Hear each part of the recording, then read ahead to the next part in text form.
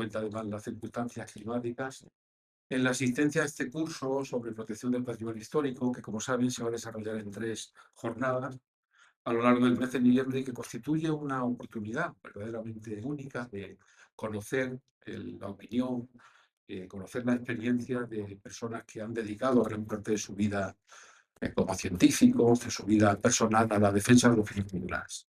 En primer lugar, mi compañero en la academia, Feliciano Correa, va a abordar quizá la base y la cuestión fundamental, que es la implicación de las administraciones locales en los ayuntamientos en la defensa de los bienes culturales. Ahí habría quizá que empezar a poner las primeras piedras en la defensa del patrimonio histórico.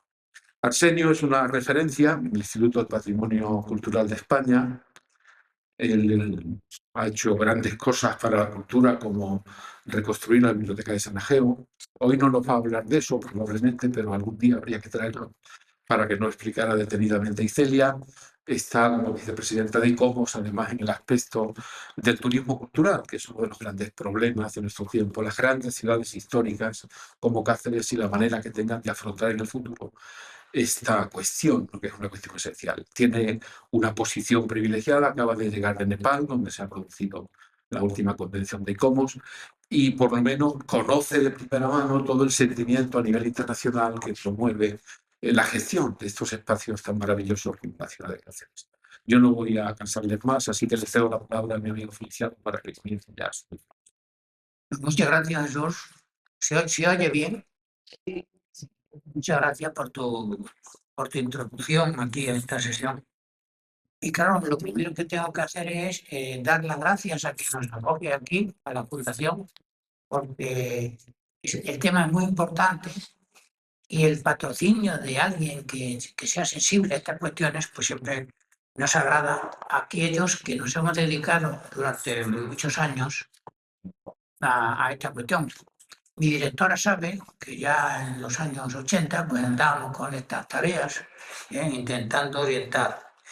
Entonces, el desarrollo del tema que se me ha propuesto dentro del Índice General de la Protección del Patrimonio Histórico es a ver qué hacemos en el papel de los ayuntamientos para la defensa de los bienes culturales que gestionan los ayuntamientos, ¿verdad? Entonces, haré algunas referencias personales, pero la primera cuestión que yo quiero plantear aquí es muy sencilla y la voy a responder, después, ¿no? ¿Tenemos leyes suficientes para proteger el patrimonio? Y la segunda cuestión, ¿cuál es la actitud general de las administraciones públicas respecto a esa defensa del patrimonio? ¿Quiénes son los gestores, los que está depositada fundamentalmente la protección del patrimonio? Y la última cuestión es, ¿qué estimación tiene la defensa y protección del patrimonio en los presupuestos generales de las distintas administraciones del Estado, desde la central hasta la municipal?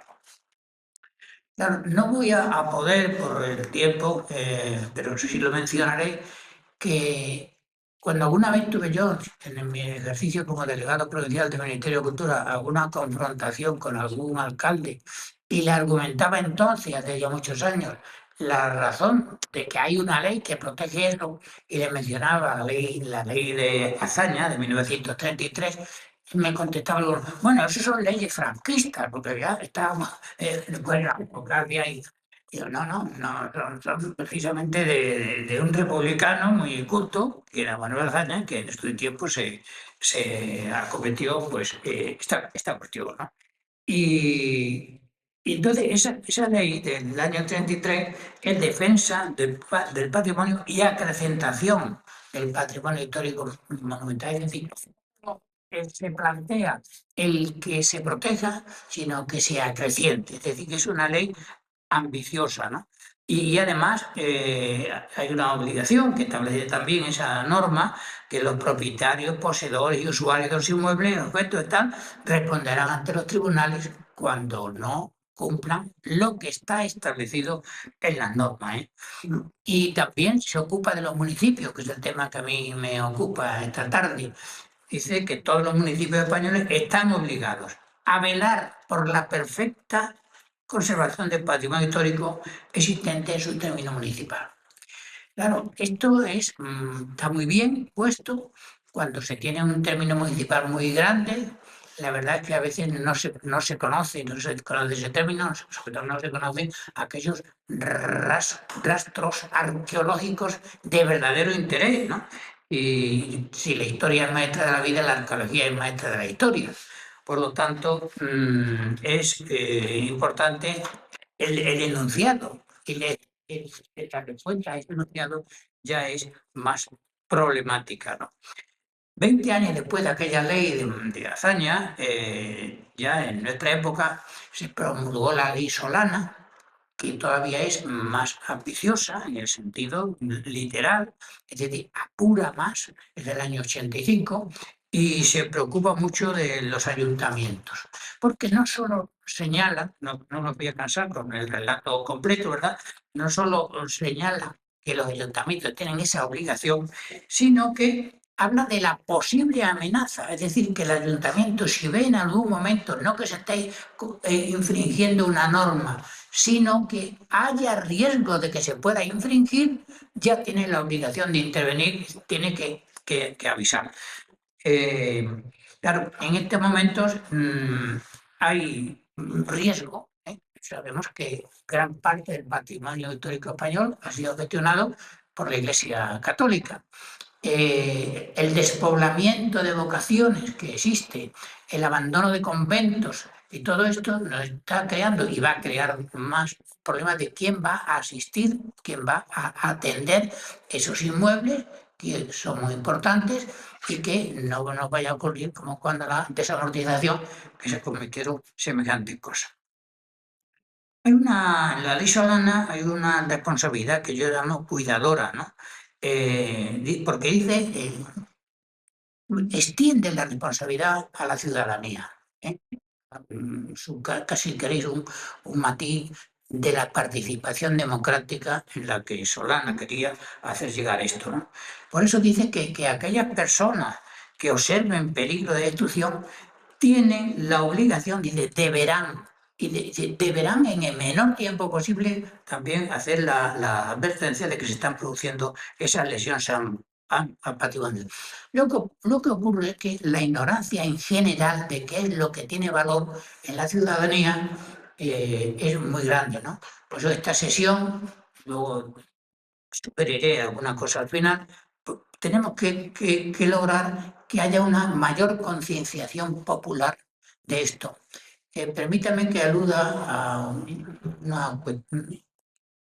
algo que conté, una asociación para la defensa de la cultura popular extremeña, donde estaban alcaldes de extremeños que fueron ponentes o comunicantes en distintas sesiones y lograron que en sus pueblos, gracias a una pedagogía casi puerta a puerta, empezaran a notar el valor de aquellas cosas, de aquella arquitectura vernácula, aquella arquitectura popular sencilla, que tenía más valor y que tiene más valor según pasa el tiempo, porque muchas veces no es que no nos encontremos un albañil para hacer una reparación en casa, sino que aquellos artesanos que realmente existían, que hacían aquellas bóvedas o que hacían aquellas chimeneas, que aunque sea como elemento para romper la rutina de una cubierta, todavía tienen un gran encanto, la incorporación de esas chimeneas portuguesas, por ejemplo. Bueno, pues eso era de una gran admiración por estos alcaldes, conseguimos inocularlos con este interés y se lo transmitían al pueblo y algunos de los vecinos pues formaron parte de esas responsabilidades. Claro, esto es yo siempre he distinguido la diferencia entre lo que significa conocer una cosa, conocerla, y tomar conciencia de la cosa, que es un grado de interiorización mucho mayor. Es decir, cuando uno siente dentro, nota, le pincha dentro ese otro escalón de sensibilidad que es tomar conciencia. Entonces ocurre que en general no hemos sido capaces, los que hemos tenido responsabilidades y después los que nos han seguido, pues probablemente tampoco, de haber transmitido esta necesidad de tomar conciencia de la importancia del patrimonio. José Antonio Vallanura, que como sabemos, un reputado historiador y crítico, describe en su tiempo lo que era la historia de un desastre, lo dice con sus propias palabras. Es decir, él observó, por ejemplo, cómo se habían producido una serie de subastas de cuadros de la mejor pintura española y que se habían vendido baratos, 232 y 118 cuadros en dos subastas, ¿no? Y eso le llama la historia de un desastre. Pero Marcelino Méndez y Pelayo, tan sabio y tan observador de realidades grandes y chicas, ya te decía uno que en lo popular está el engendro del universal. Marcelino fue testigo de la venta de la biblioteca del Marqués de Jerez a Estados Unidos, ¿no? A Paris Society. Y entonces, por 1 millón de pesetas, ¿no? Y entonces, ahora, cuando nosotros tenemos que pedir una ficha, esto lo aprendí en la Universidad de Deusto con el padre Sola, que era un gran filólogo, y entonces la primera vez que yo empecé a entender estas cuestiones a las que ahora me estoy refiriendo. Y entonces, cuando ahora tenemos que solicitar una ficha, pues vale un dineral, ¿no?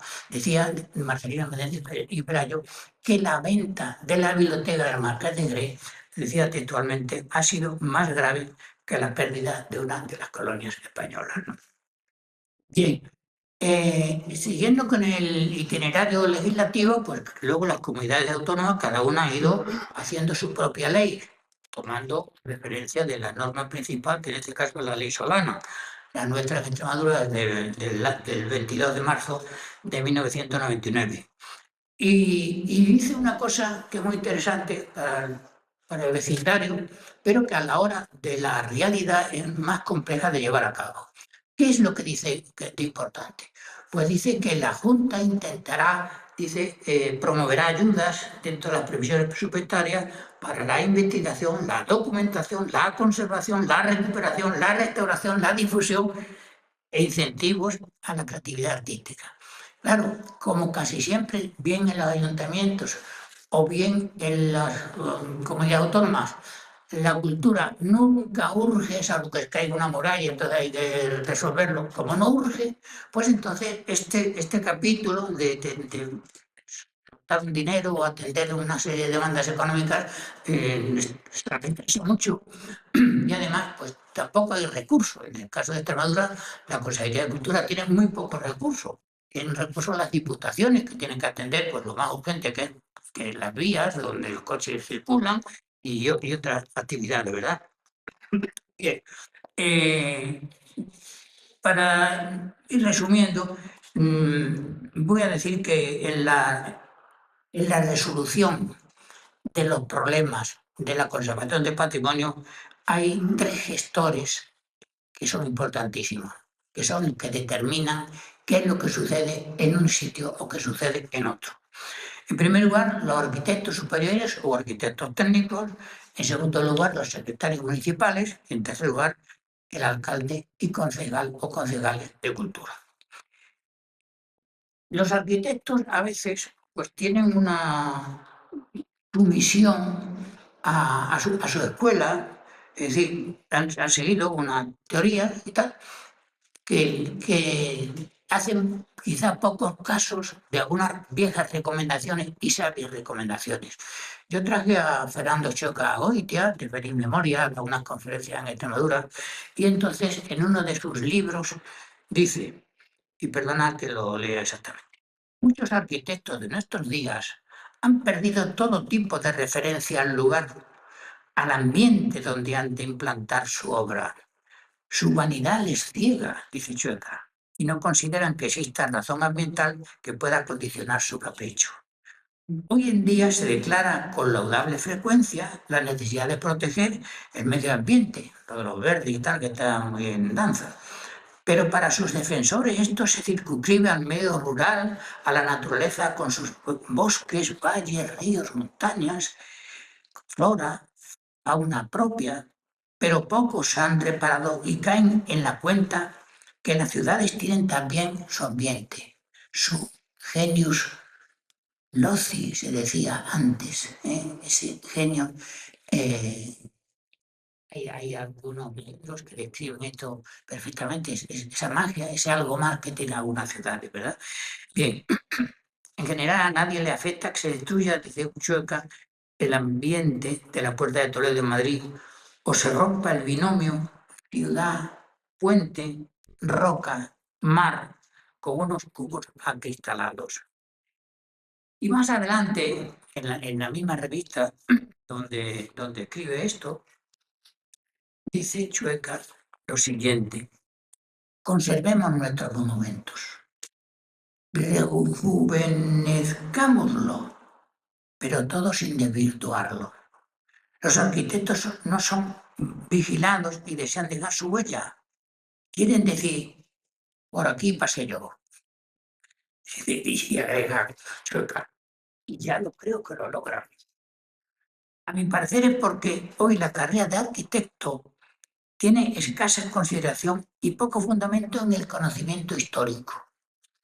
Posiblemente porque no se estudia la historia y se desvanece ese algo más de las ciudades que muy pocos son capaces de captar, porque el vicio de dejar su rastro personal huele.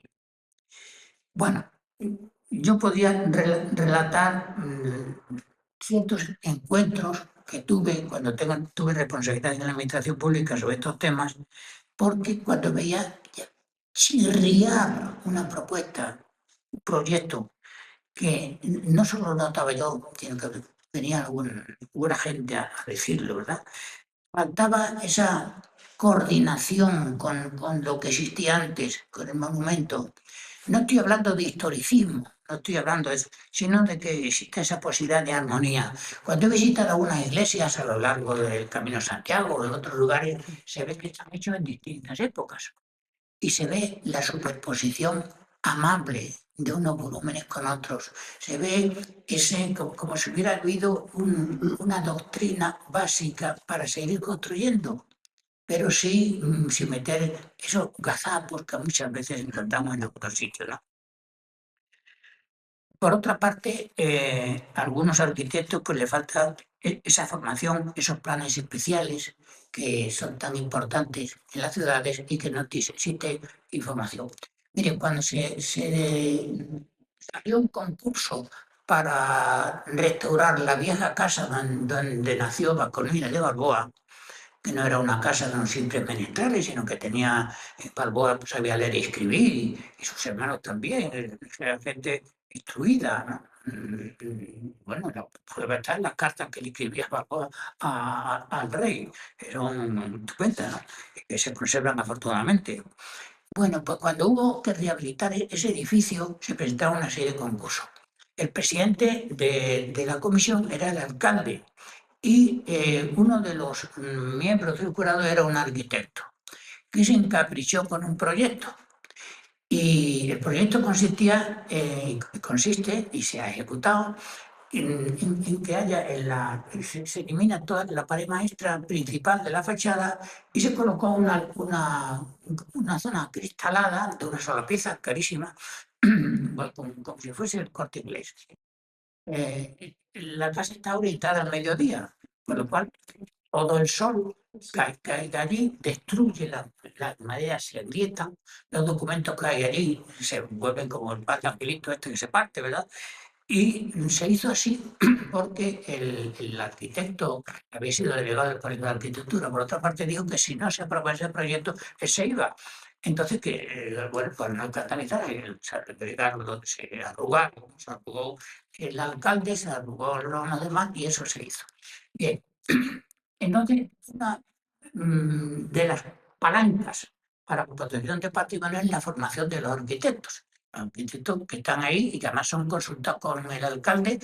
A veces los alcaldes, cuando no saben de cosas, consultan a los técnicos, ¿no? Pero lo consultan como se consultaba el jefe de la tribu al hechicero.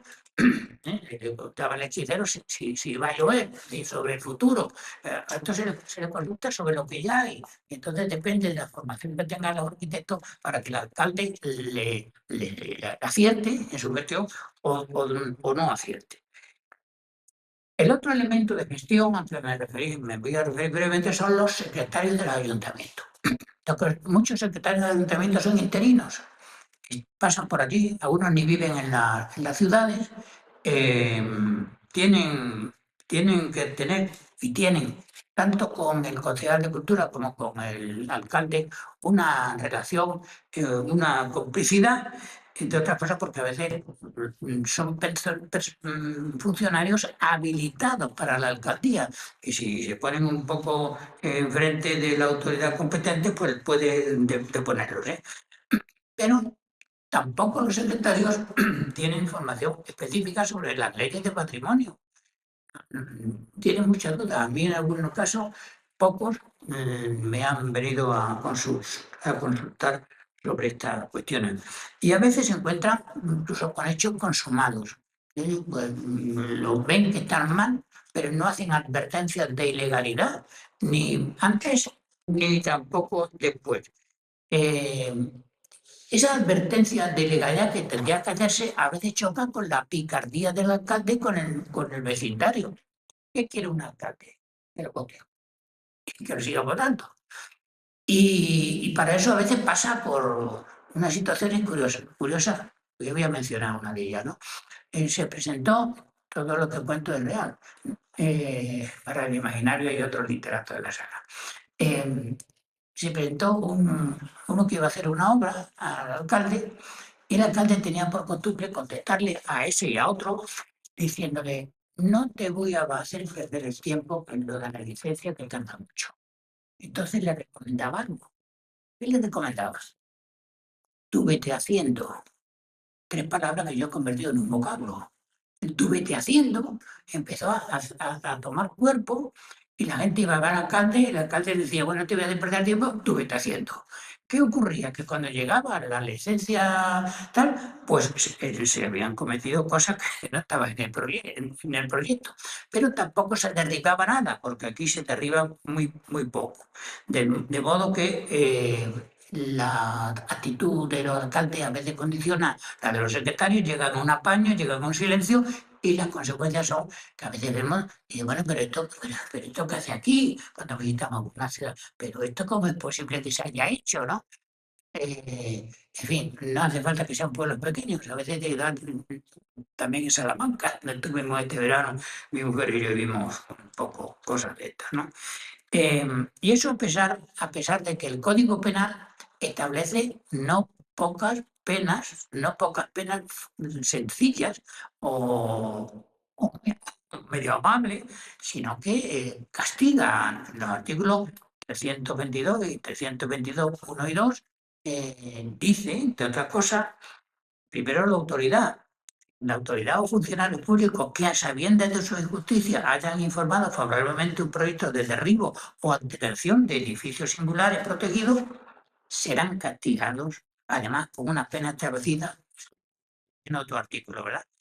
Primero de inhabilitación, y que no vuelve más a intervenir en estas cuestiones, aunque sea profesional. Y una prisión que va de 6 meses a 2 años y una multa importante. Y con las mismas penas se castigará a la autoridad o funcionario público que por sí mismo o como miembros de un organismo colegiado hayan resuelto o votado a favor de su concesión a sabiendas de su injusticia. Que aquí teníamos que agregar, como sabemos todos, que la ignorancia de la ley no exime su cumplimiento, que tenemos un jurista de primera categoría. Entonces,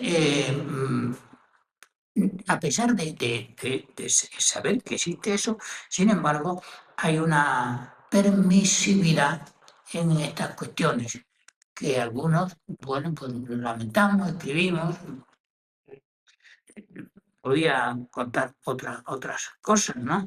Yo he visto en 2 ocasiones, primero derribar con una excavadora una ermita del siglo XVI, que no hacía falta, porque la iglesia la cedió al ayuntamiento, el ayuntamiento la cedió a la Junta y la Junta, pues yo llegué para salvar lo que era el pórtico, lo demás ya se lo habían cepillado, que se dice vulgarmente, ¿verdad? Y recientemente, hace un par de años, un oratorio templario del siglo XIII, con materiales de acarreo de los visigodos, pues también fue derribado con una retroexcavadora en una finca de 3.000 y pico de hectáreas, que solo con vender un par de reses de aquella al año o menos, aquellas retintas, le llenaban todo, podría haber el propietario, un noble propietario varios años y siglos de título, de haberla salvado. Y bueno, pues eso está todavía encausado, no se ha sentenciado sobre eso, pero existen estas barbaridades. Y la tercera pata gestora de esto que estoy comentando es los concejales de cultura. Yo no sé si tienen experiencia, alguno de vosotros, sobre contacto con concejales de cultura, que los hay magníficos y hacen un papel estupendo y tal. Y en otros casos, casi de rebote le llega a alguien a ser concejal de cultura. Y claro, como nadie da lo que no tiene, y la ignorancia pues lo lleva a ciertos desastres, ¿eh?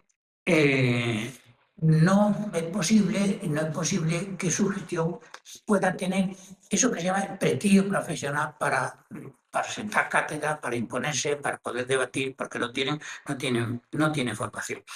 Y mayormente estos concejales de cultura creen que su papel no tanto en el patrimonio y su defensa, como en organizar otros tinglado, con verbenas, teatrillos, carreras populares, certámenes de distinto tipo, esas cosas más fungibles. Cuando que yo creo que el primer deber, quizás mi de formación, que era lo que nos dedicamos a estas cosas, con mis compañeros académicos, la directora y otros de, esta, de este interés, ¿eh? Pues sabemos que eso es probablemente lo más importante porque no tiene solución. Y porque algunas veces estos testimonios del pasado hay que saber leer en ellos, son como huellas dactilares de la historia que están al aire libre, que uno podría interpretar, son verdaderos incunables, además irrepetidos e irrepetibles, salvo la antropología cultural, que si tiene la información puede hacerlo otra vez, ¿verdad? Pero aquello, ¿por qué? Porque el modo de hacer conllevaba tiempo. En la antigüedad las casas se las hacían los propios propietarios. La gente de campo se hacía sus propias casas. Y entre ellos había algunos que eran pues manitas, habilidosos, especialistas en esas bóvedas, por ejemplo, que tenemos en Extremadura tantas muestras, ¿verdad? Entonces, los concejales de cultura también deberían recibir, como los arquitectos, como los secretarios, unos cursos de formación específica, que estaría bien que fundaciones como esta incidieran ante la Diputación, que tiene más dinero, la Diputación tiene más dinero, y la Consejería de Cultura para que se organizaran cursos y se pudiera llegar a decir, bueno, pues tenemos al menos en esta legislatura, al principio de cada legislatura, unos cursos de formación y sabemos que estos concejales se han enterado del tema y, por lo tanto no pueden obviar el cumplimiento. Y los alcaldes que han estado con los concejales de cultura, pues también, ¿verdad? Porque el alcalde, claro, el alcalde, ya lo decíamos antes, lo que quiere es tener votos y todas esas cosas. Pero si conseguimos cambiarle el chip. Ahora se han declarado algunos pueblos más bonitos de Extremadura y tal, Llerena, de los Caballeros, etcétera, ¿no? Y algunos pueblos de interés rural, ¿no? Para que el turismo se fomente en esos sitios. Bueno, pues, ¿qué es lo que va a ver la gente? Pues la gente no va a ver la última obra que se haya hecho en el pueblo, sino que va a ver estos otros testimonios del pasado, porque aprenden la historia viendo esas formas de la historia. Por lo tanto, mi conclusión es que la función de estos vectores no puede estar condicionada tanto por los avatares políticos, ¿no? Y que a veces la inconsciencia de la administración pues mata la gallina de los huevos de oro, porque si rompemos esta seña de identidad, a veces se habla de la identidad con bastante frecuencia, pero la identidad, aparte de los aspectos conceptuales que podríamos desarrollar, está también en cómo se hace realidad en estas formas de expresión. El ser humano ha vivido en las casas, ha vivido en las aldeas, en los pueblos, y se ha manifestado de esa forma. Realmente cuando vemos una obra, pensamos en sus autores y nos definen cómo era la gente, cómo vivían, a qué se dedicaban, dónde guardaban el grano, a qué atendían, cómo se protegían del frío, cómo se protegían del calor, etcétera. etcétera, ¿no? Tiene tanta importancia. Entonces, es verdad que tenemos un gran armazón jurídico, como intento expresar en estas breves palabras, pero tenemos que hacer que la actuación de los alcaldes no sea solo pro domo suo, es decir, para su propio interés, sino para el interés, porque somos, ¿qué somos? Los administradores, depositarios temporales de unos bienes. Lo hemos recibido, lo tenemos que ordenar y lo tenemos que conservar del mejor modo. Entonces, para hacer esta realidad viable, primero, hay que concienciar de la necesidad de conservar el patrimonio heredado. Como digo, solo somos administradores temporales de esos bienes. En segundo lugar, no hemos de apoyar nuestras reivindicaciones como expertos en lo que puedan ser las movilizaciones populares, porque, entre otras cosas, en el caso de Extremadura, no hay mucha práctica, digamos, de movilizaciones populares. Yo he vivido 15 años en Bilbao, no les puedo contar lo que allí. Todos los días había una movilización por una etarra que había no sé qué, o por una vía que se había estropeado y había que arreglarla, o porque las luces no funcionaban. La gente estaba dispuesta, preguntaba, ¿dónde hay que ir hoy? Y salía. Aquí nos movemos mucho menos. Por lo tanto, más que fijarnos en que vamos a concitar gente para que nos apoye, tenemos que poner nuestro interés en aquellos que son los gestores. Cuando se montó la acería de Alfonso Gallardo, la industria más importante en Extremadura después de Almaraz, pues entonces había que hacer una carretera para que condujeran y mejorarla y tal, ¿no? Porque todos los días se movían de 200 a 300 camiones que pasaban por aquí. Bueno, y se convocó una manifestación un domingo. No fueron ni los empleados de la acería. Lo digo porque he sido testigo de estas cosas. Y en tercer lugar, las instituciones públicas y privadas, como esta, como nuestra Real Academia, que está mi directora, que tenemos un membrete, que a veces tenemos incluso hasta un prestigio, somos responsables, por eso es tan acertado esto. Yo, que cuando me encargaron que viniera aquí, a pesar de que no podía acotar el tema como es natural y que me complazco con estos compañeros tan competentes, pues estaba un poco en lo mío, es decir, en cuestiones que durante tanto tiempo hemos trabajado en ellas y hemos conseguido mejorar e incentivar a la gente para que lo haga, ¿no? Hay buenos, hay sabios, hay técnicos sabios en el mundo de la arquitectura. Quizás, como decía San Pablo, corren bien, pero fuera de camino. Es decir, hay que orientarlos un poco para que lo hagan del mejor modo. Y hemos de valorar que nosotros vamos a pasar durante poco tiempo para transmitirlo a estos tres sectores a los que fundamentalmente me he referido, los secretarios, los arquitectos, los concejales de cultura junto con el alcalde, ¿no? Si somos capaces, las entidades públicas y alguien que fichó por ahí más, de ser predicadores para esto en una tierra como Extremadura, que tiene tantos bienes culturales, tanto que conservar, tanto tipismo, tanta originalidad, tanta variedad dentro de una región, el Valle de Ambro, hasta lo que son las sierras del sur. Si nosotros, si estas jornadas, salen de aquí conclusiones que hay que movilizar a las instituciones públicas, por lo demás somos obreros de esta cuestión, somos obreros de las letras, obreros del patrimonio, que lo que pretendemos es que esto se lleve a cabo para que la región no se deteriore y que cuando vengan otras generaciones Z puedan decir no, no lo escucharemos, por lo tanto no nos van a ascender a nada, ni nos van a poner medallas en el nicho, ¿verdad? Pues y bueno, por aquella generación y aquella gente sí se ocupó de estas cosas, porque el silencio solo genera, por lo general, un mutismo y se baja el interés por estas cuestiones. Nada más y muchas gracias.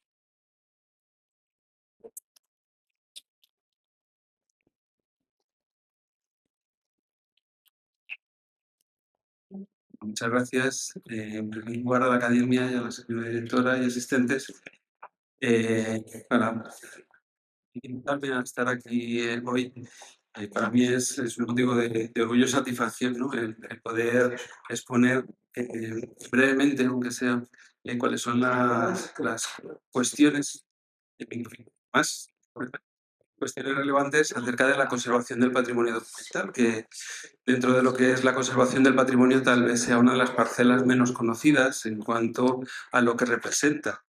Entonces, vamos a hacer una presentación en 5 partes muy rápidas, en las que podremos ver exactamente qué es lo que entendemos por el patrimonio documental y su conservación, ¿no? Porque generalmente cuando pensamos en el patrimonio documental nos centramos más en los tesoros bibliográficos y siempre asociamos la conservación prácticamente a la conservación y restauración del patrimonio más llamativo, más importante o más relevante que se encuentra en nuestras instituciones, ¿no?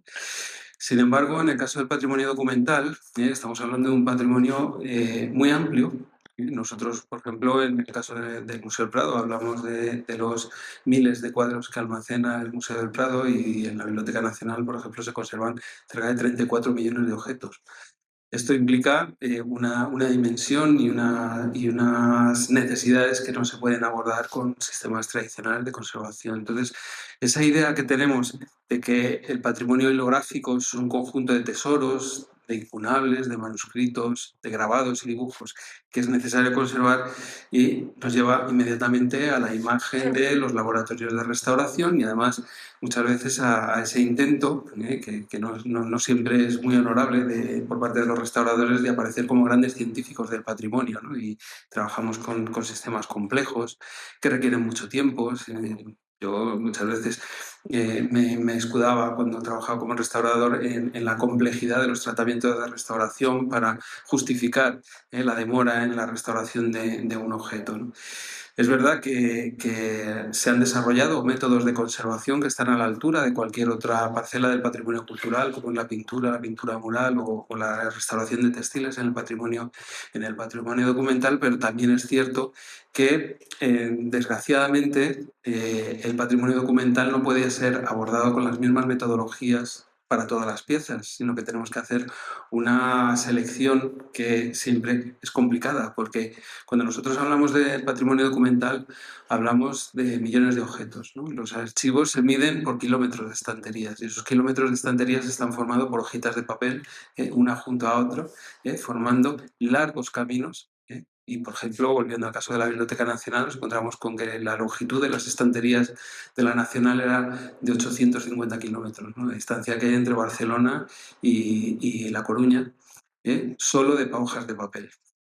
Por tanto, cuando estamos hablando de patrimonio documental, no podemos centrarnos solo en el objeto, en el microelemento que va a conformar el sistema de conservación, sino que tenemos que plantear unas dimensiones que tienen más que ver con el tamaño, pero no solo con el tamaño, sino también con las características del objeto. Porque cuando estamos hablando de pintura mural o de pintura o de arquitectura, pues estamos hablando de objetos que ya solo por el hecho de ser testigos de la historia y tener pues en su acervo años y siglos de historia, pues ya justifican su conservación. En el caso del patrimonio documental no siempre es así.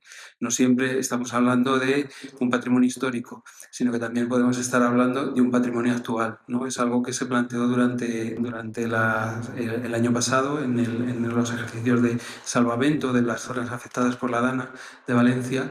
Una de las cuestiones que se planteaban es, bueno, ¿qué patrimonio hay en estas poblaciones? Y el gran patrimonio y lo más importante del patrimonio era precisamente los bienes documentales. Los bienes documentales que no están en archivos administrativos, y que en muchas ocasiones el salvar un expediente que tenía solo 2 años suponía que alguien podía recibir una ayuda o que podía justificar un empadronamiento para así poder acceder a las ayudas que estaban generando. Con lo cual, cuando hablamos de patrimonio documental, no solo estamos hablando de objetos culturales, estamos hablando también de derechos y estamos hablando también de información. Pues tampoco son solo los documentos que están en los archivos, también hablamos de las bibliotecas.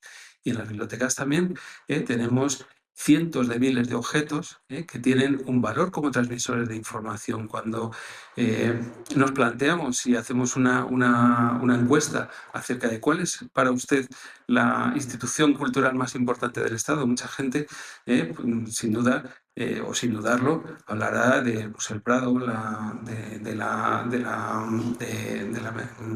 Alhambra de Granada, pero muy poca gente pensará que la Biblioteca Nacional o el Archivo Histórico Nacional son los verdaderos custodios de la memoria histórica de España.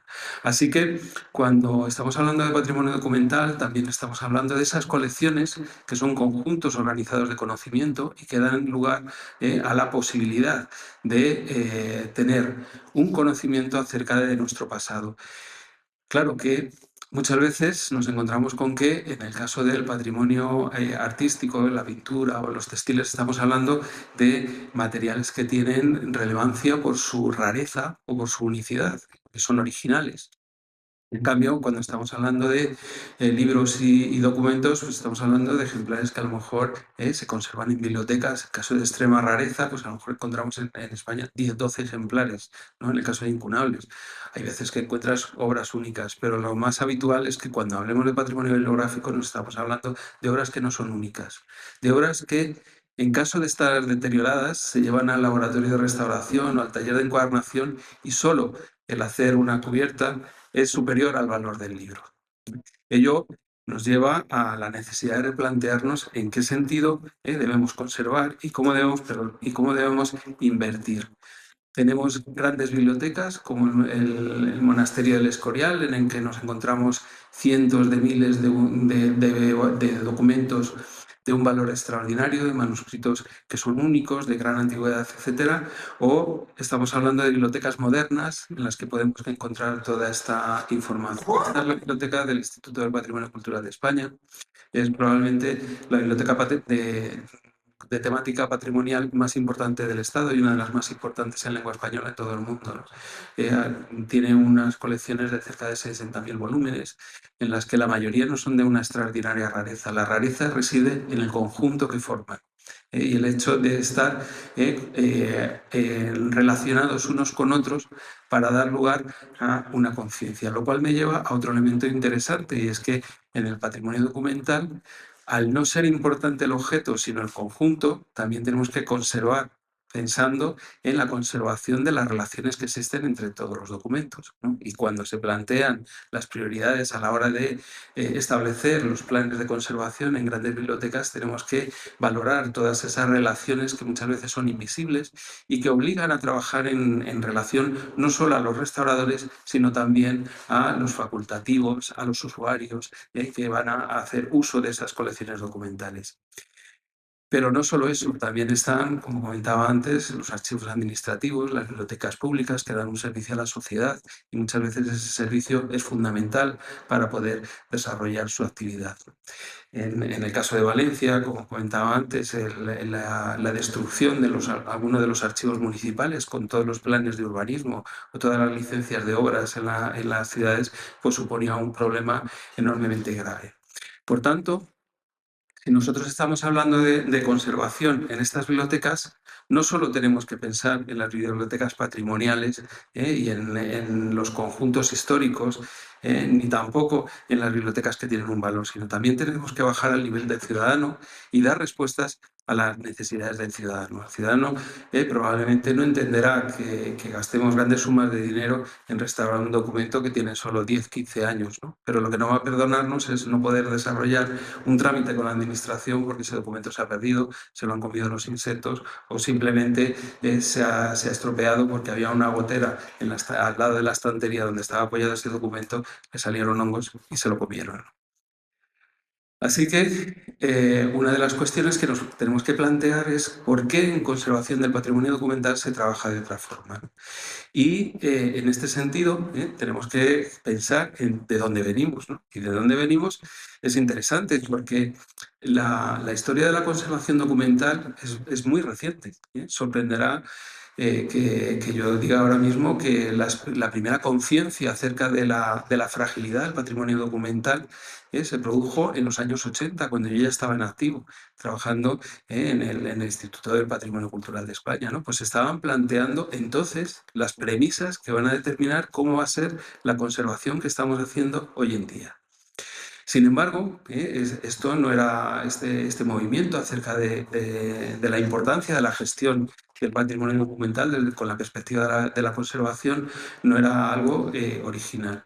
Los primeros, hay documentación muy antigua, incluso nos encontramos documentos medievales en los cuales se habla cómo tienes que reparar un documento, incluso en los primeros tratados de encuadernación, de historia de la encuadernación, que son árabes y son anteriores al siglo IX, de la era cristiana, ya había capítulos dedicados específicamente a los procesos de restauración de los libros antiguos. Pero a mí me interesa más, no tanto el aspecto de la restauración y de la reparación del objeto, me interesa mucho más cómo podemos trabajar en conservación para que esto tenga un resultado en la sociedad. Así, rastreando, podemos encontrar en algunos ejemplos cosas muy interesantes. Por ejemplo, tienen a su izquierda el tratado, sí, a su izquierda, un tratado de investigaciones químicas sobre la tinta. Es un documento que se publica en el año 1802. En plena Revolución Francesa, o en los primeros ya, cuando está la Revolución Francesa creando ya un nuevo Estado, en el cual se tiene que enfrentar a la abundancia de falsificaciones que existían de documentos históricos, en el borrado de esos documentos, mediante procesos químicos que ya se conocían desde el siglo XV, ¿no? Bien, pues esta publicación iba dirigida a preservar los documentos del futuro, con una conciencia ya muy moderna, en la cual se establecía que los documentos tenían que ser realizados de una manera determinada para que no pudieran ser falsificados, tanto la tinta como los soportes documentales sobre los que se va a escribir con esa tinta, ¿no? Poco tiempo después, o prácticamente paralelo en el tiempo, un erudito inglés muy enfrascado en los problemas de la falsificación del papel, que era una cuestión que la atormentaba y no dejaba dormir, se pasaba los días y las noches pensando en cómo detectar la adulteración en la masa papelera para fabricar el papel. Esto no es una cuestión de una mera que era excéntrico, ¿no? Sino que el hecho de que se falsificara el papel implicaba que se deterioraba mucho más rápidamente. A finales del siglo XVIII hay una crisis en el abastecimiento de materias primas para la fabricación de papel, asociado a la explosión que hay de publicaciones en la época. Hasta entonces, ¿quién accedía a los libros impresos? Un público muy restringido, con lo cual los molinos papeleros podían abastecer con cierta soltura de las necesidades de la industria del papel. Sin embargo, fruto de la Revolución Francesa y de la aparición de los grandes formatos en la transmisión de noticias, hasta entonces los periódicos eran de tamaño muy pequeñito, eran generalmente en tamaño octavo o tamaño cuarto, se empiezan a publicar libros en formato tabloide que hacen que se necesite una cantidad de materia prima importantísima. Y además había un consumo popular de la literatura que exigía una demanda en la impresión de libros importantísima, de manera que se empiezan a adulterar las pastas papeleras para abaratar el coste del papel. El resultado es que esos papeles en poco tiempo empezaban a acidificarse. Y este señor se dedicó a investigar por qué se estaba deteriorando tan rápidamente y sacó una serie de conclusiones muy interesantes. Primero, que por ejemplo se estaba utilizando yeso para mezclar con las fibras del papel para que pesara más y que el papel fuera más opaco y más blanquecino. Sin embargo, el yeso contiene azufre Y ese azufre, con el tiempo y con la humedad del aire, se va transformando en ácido sulfúrico y quema las fibras del papel. En segundo lugar, hablaba del uso de pasta de papel muy reutilizado, de papeles destruidos y vueltos a convertir en papel. La propia técnica de la fabricación de papel hacía que ya no se fabricaran las hojas una a una, sino que se hacían productos de forma industrial, de manera que el papel se rasgaba con más facilidad, tenía menos calidad, etc. Bien, pues estos estudios publicados por John Murray en artículos en Gender Magazine, ¿no? Por ejemplo, en el que hacía noticia de ello, pues pasaron prácticamente desapercibidos hasta prácticamente la segunda mitad del siglo XX en Estados Unidos. Bien, aquí nos encontramos un periodo muy interesante desde el punto de vista de la industria del papel, porque las bibliotecas de investigación, las bibliotecas universitarias, que tenían un uso muy continuo y muy intensivo de las colecciones bibliográficas, veían cómo los papeles se acababan convirtiendo prácticamente en polvo, ¿no? De hecho, ello afectaba de una manera tan importante a la investigación científica que se estaba realizando, porque decían los papeles antiguos, los papeles, los incunables, los manuscritos antiguos, etc., se conservan en muy buen estado de conservación. Sin embargo, todo lo que se ha impreso precisamente en el periodo en el que explota el conocimiento científico, se empiezan a hacer publicaciones sobre química, etc., estas se hacen con un papel de muy mala calidad, y hacen que se vuelvan rápidamente muy frágiles y muy quebradizos. Y esto empieza a reconcomer en la conciencia de los directores de las bibliotecas de investigación en Estados Unidos, y se organizan y solicitan una investigación acerca de qué es lo que está pasando.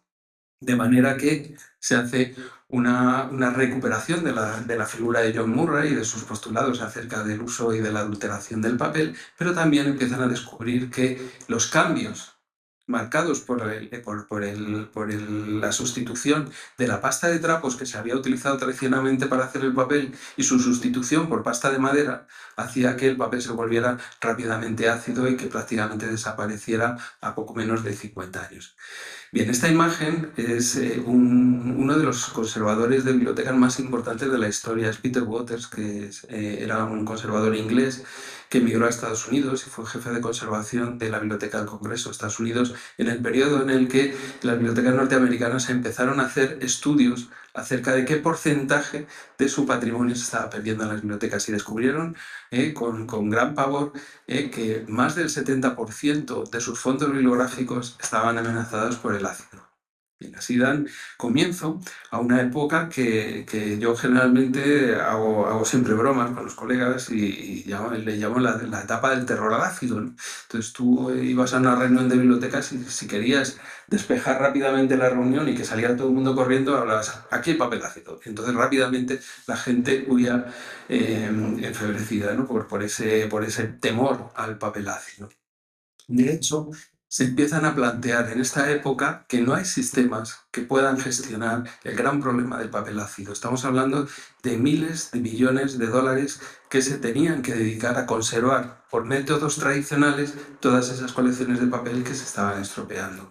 Así que Warren Haas, que en aquellos momentos era el presidente de la Asociación de Bibliotecas de Investigación norteamericana, se empieza a plantear alguna política que fuera posible para conseguir conservar todo ese patrimonio cultural, y inmediatamente pensaron en los métodos tradicionales de conservación, en inventar máquinas que restauraban papel, en inventar gases que quitaran el ácido a los papeles ácidos, o en desarrollar, por ejemplo, programas cooperativos en los que se intercambiaran copias de los documentos que se estaban deteriorando por el ácido y así se pudieran sustituir por copias. Lo cual lleva a una paradoja, y es que el terror al ácido lleva al entusiasmo por la destrucción del papel ácido. Las bibliotecas y sobre todo los grupos de presión de las empresas de microfilmación en aquellos momentos hacen que lluevan millones a las bibliotecas para microfilmar todos aquellos documentos que tenían miedo de que desaparecieron con el ácido. Entonces, paradójicamente, claro, ellos pensaban, si nosotros microfilmamos, podemos reducir el tamaño, no tenemos el gran problema del crecimiento del patrimonio documental, que es enorme, es inmenso, no se puede almacenar en nuestras bibliotecas, y lo vamos sustituyendo por imágenes microfilmadas, que son mucho más pequeñas y mucho más baratas de conservar. Claro, el problema es que no cayeron en la cuenta de que el microfilm también se deteriora, y al cabo de una serie de años de destruir bibliotecas para microfilmarlas, se dieron cuenta de que el microfilm tampoco era la solución. Y curiosamente volvieron a intentar comprar todos esos materiales. Esto coincide en el tiempo con otra situación muy importante desde el punto de vista del patrimonio cultural, y es la inundación de Florencia en 1966, en la que el río Arno causa una aluvión de barro, de fuel oil y de agua a la ciudad de Florencia, anegándola completamente y creando una capa de agua de prácticamente 2 metros, ¿no? El agua llegó aproximadamente a esta altura, ¿no? En el interior de la ciudad, en los momentos álgidos de la inundación. Una inundación que va a ser especialmente cruel con el patrimonio bibliográfico, porque se van a encontrar que la mayor destrucción se produce en las bibliotecas de archivos. Solo en la Biblioteca Nacional de Florencia resultaron dañados por el agua 1,5 millones de volúmenes. En el Archivo Nacional, cerca de 20 kilómetros de estanterías. Y el problema es que no existían métodos de conservación que fueran capaces de restituir todo ese daño en poco tiempo. Con los métodos tradicionales se podía trabajar, pero se encontraban con que los métodos no podían ser tan lentos, sino que era necesario trabajar más rápido. Bien. La idea es que, por un lado, se hacen conscientes del problema que tiene la acidez en el papel y la destrucción de bibliotecas, y por otro lado nos encontramos con que en una noche prácticamente puede desaparecer todo el patrimonio de una ciudad. Entonces esto lleva a que se empiece a pensar en cómo poder trabajar con ello, ¿no? Y poco a poco se va creando una conciencia que en el caso de las bibliotecas va a ser fundamental el papel que va a desarrollar la Federación Internacional de Asociaciones Bibliotecarias, que va a crear un grupo específico de trabajo en el patrimonio documental, donde se van a empezar a trabajar de diferentes ópticas, ¿no? Por parte de los científicos, por parte de los conservadores, por parte de los directores de bibliotecas, por parte de los responsables de los archivos, y van a establecer una serie de criterios y de elementos clave, ¿no? Pongo aquí la imagen de la biblioteca, de la sala barroca de la Biblioteca Nacional de Viena, porque es el lugar donde nació la conservación moderna. En 1986, en la reunión anual de la Asociación de Bibliotecas, se toma conciencia por primera vez del patrimonio, de la importancia de la destrucción del patrimonio documental, y se dice que no se puede seguir trabajando solo en la recuperación del libro a libro, de la hoja de papel a hoja de papel, sino que es necesario establecer una coordinación entre todos los elementos integrantes en la cadena del patrimonio documental, desde los fabricantes del papel hasta los usuarios últimos de las bibliotecas, y que la conservación se tiene que hacer transversal y llegar a todo el mundo.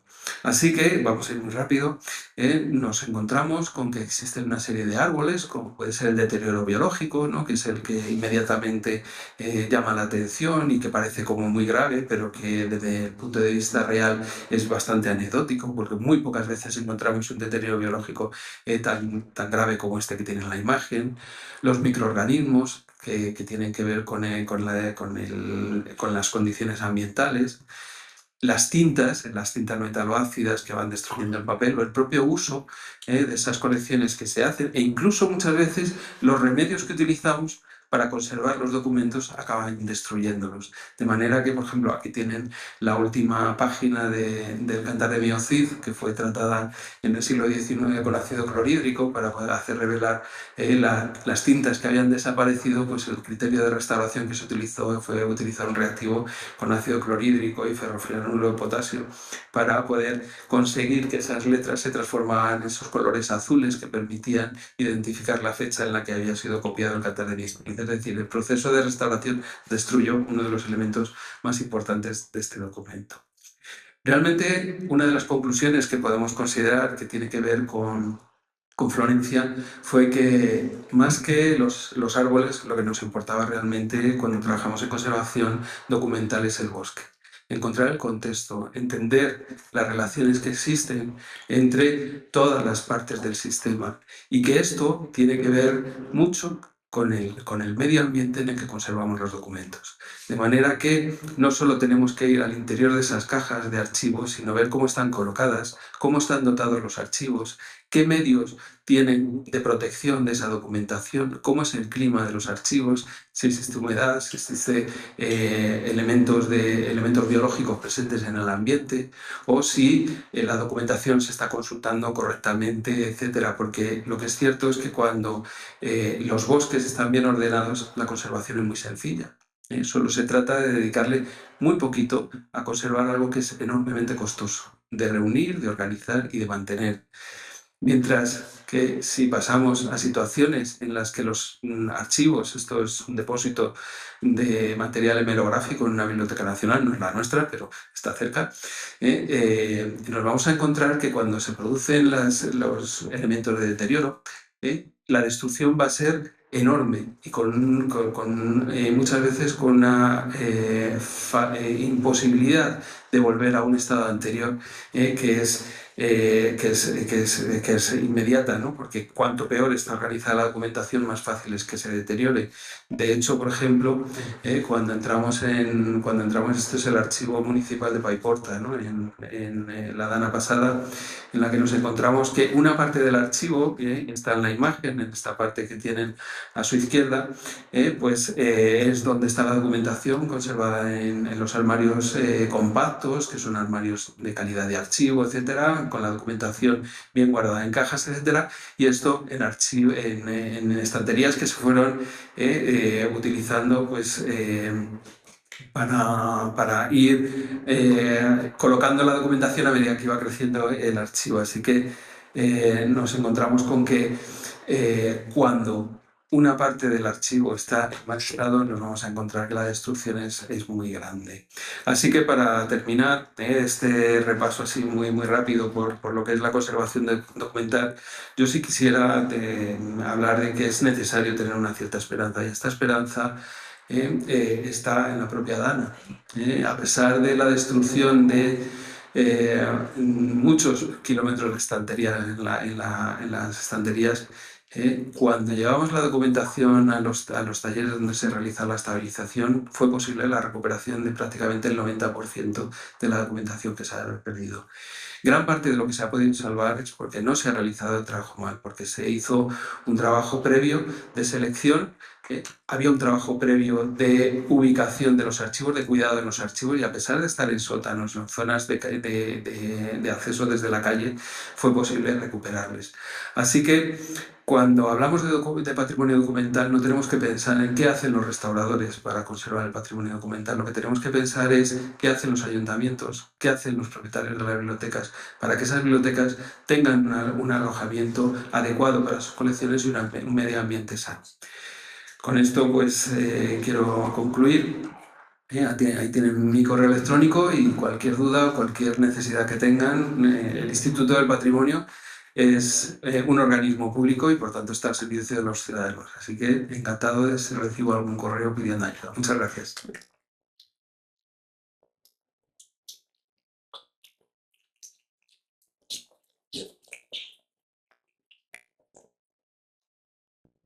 Bueno, muchas gracias, Arsenio, por esta exposición, y gracias al diseño que ha hecho mi compañero Jesús García Calderón, pues tenemos aquí como una especie de escenario donde se van representando distintos temas, ¿verdad?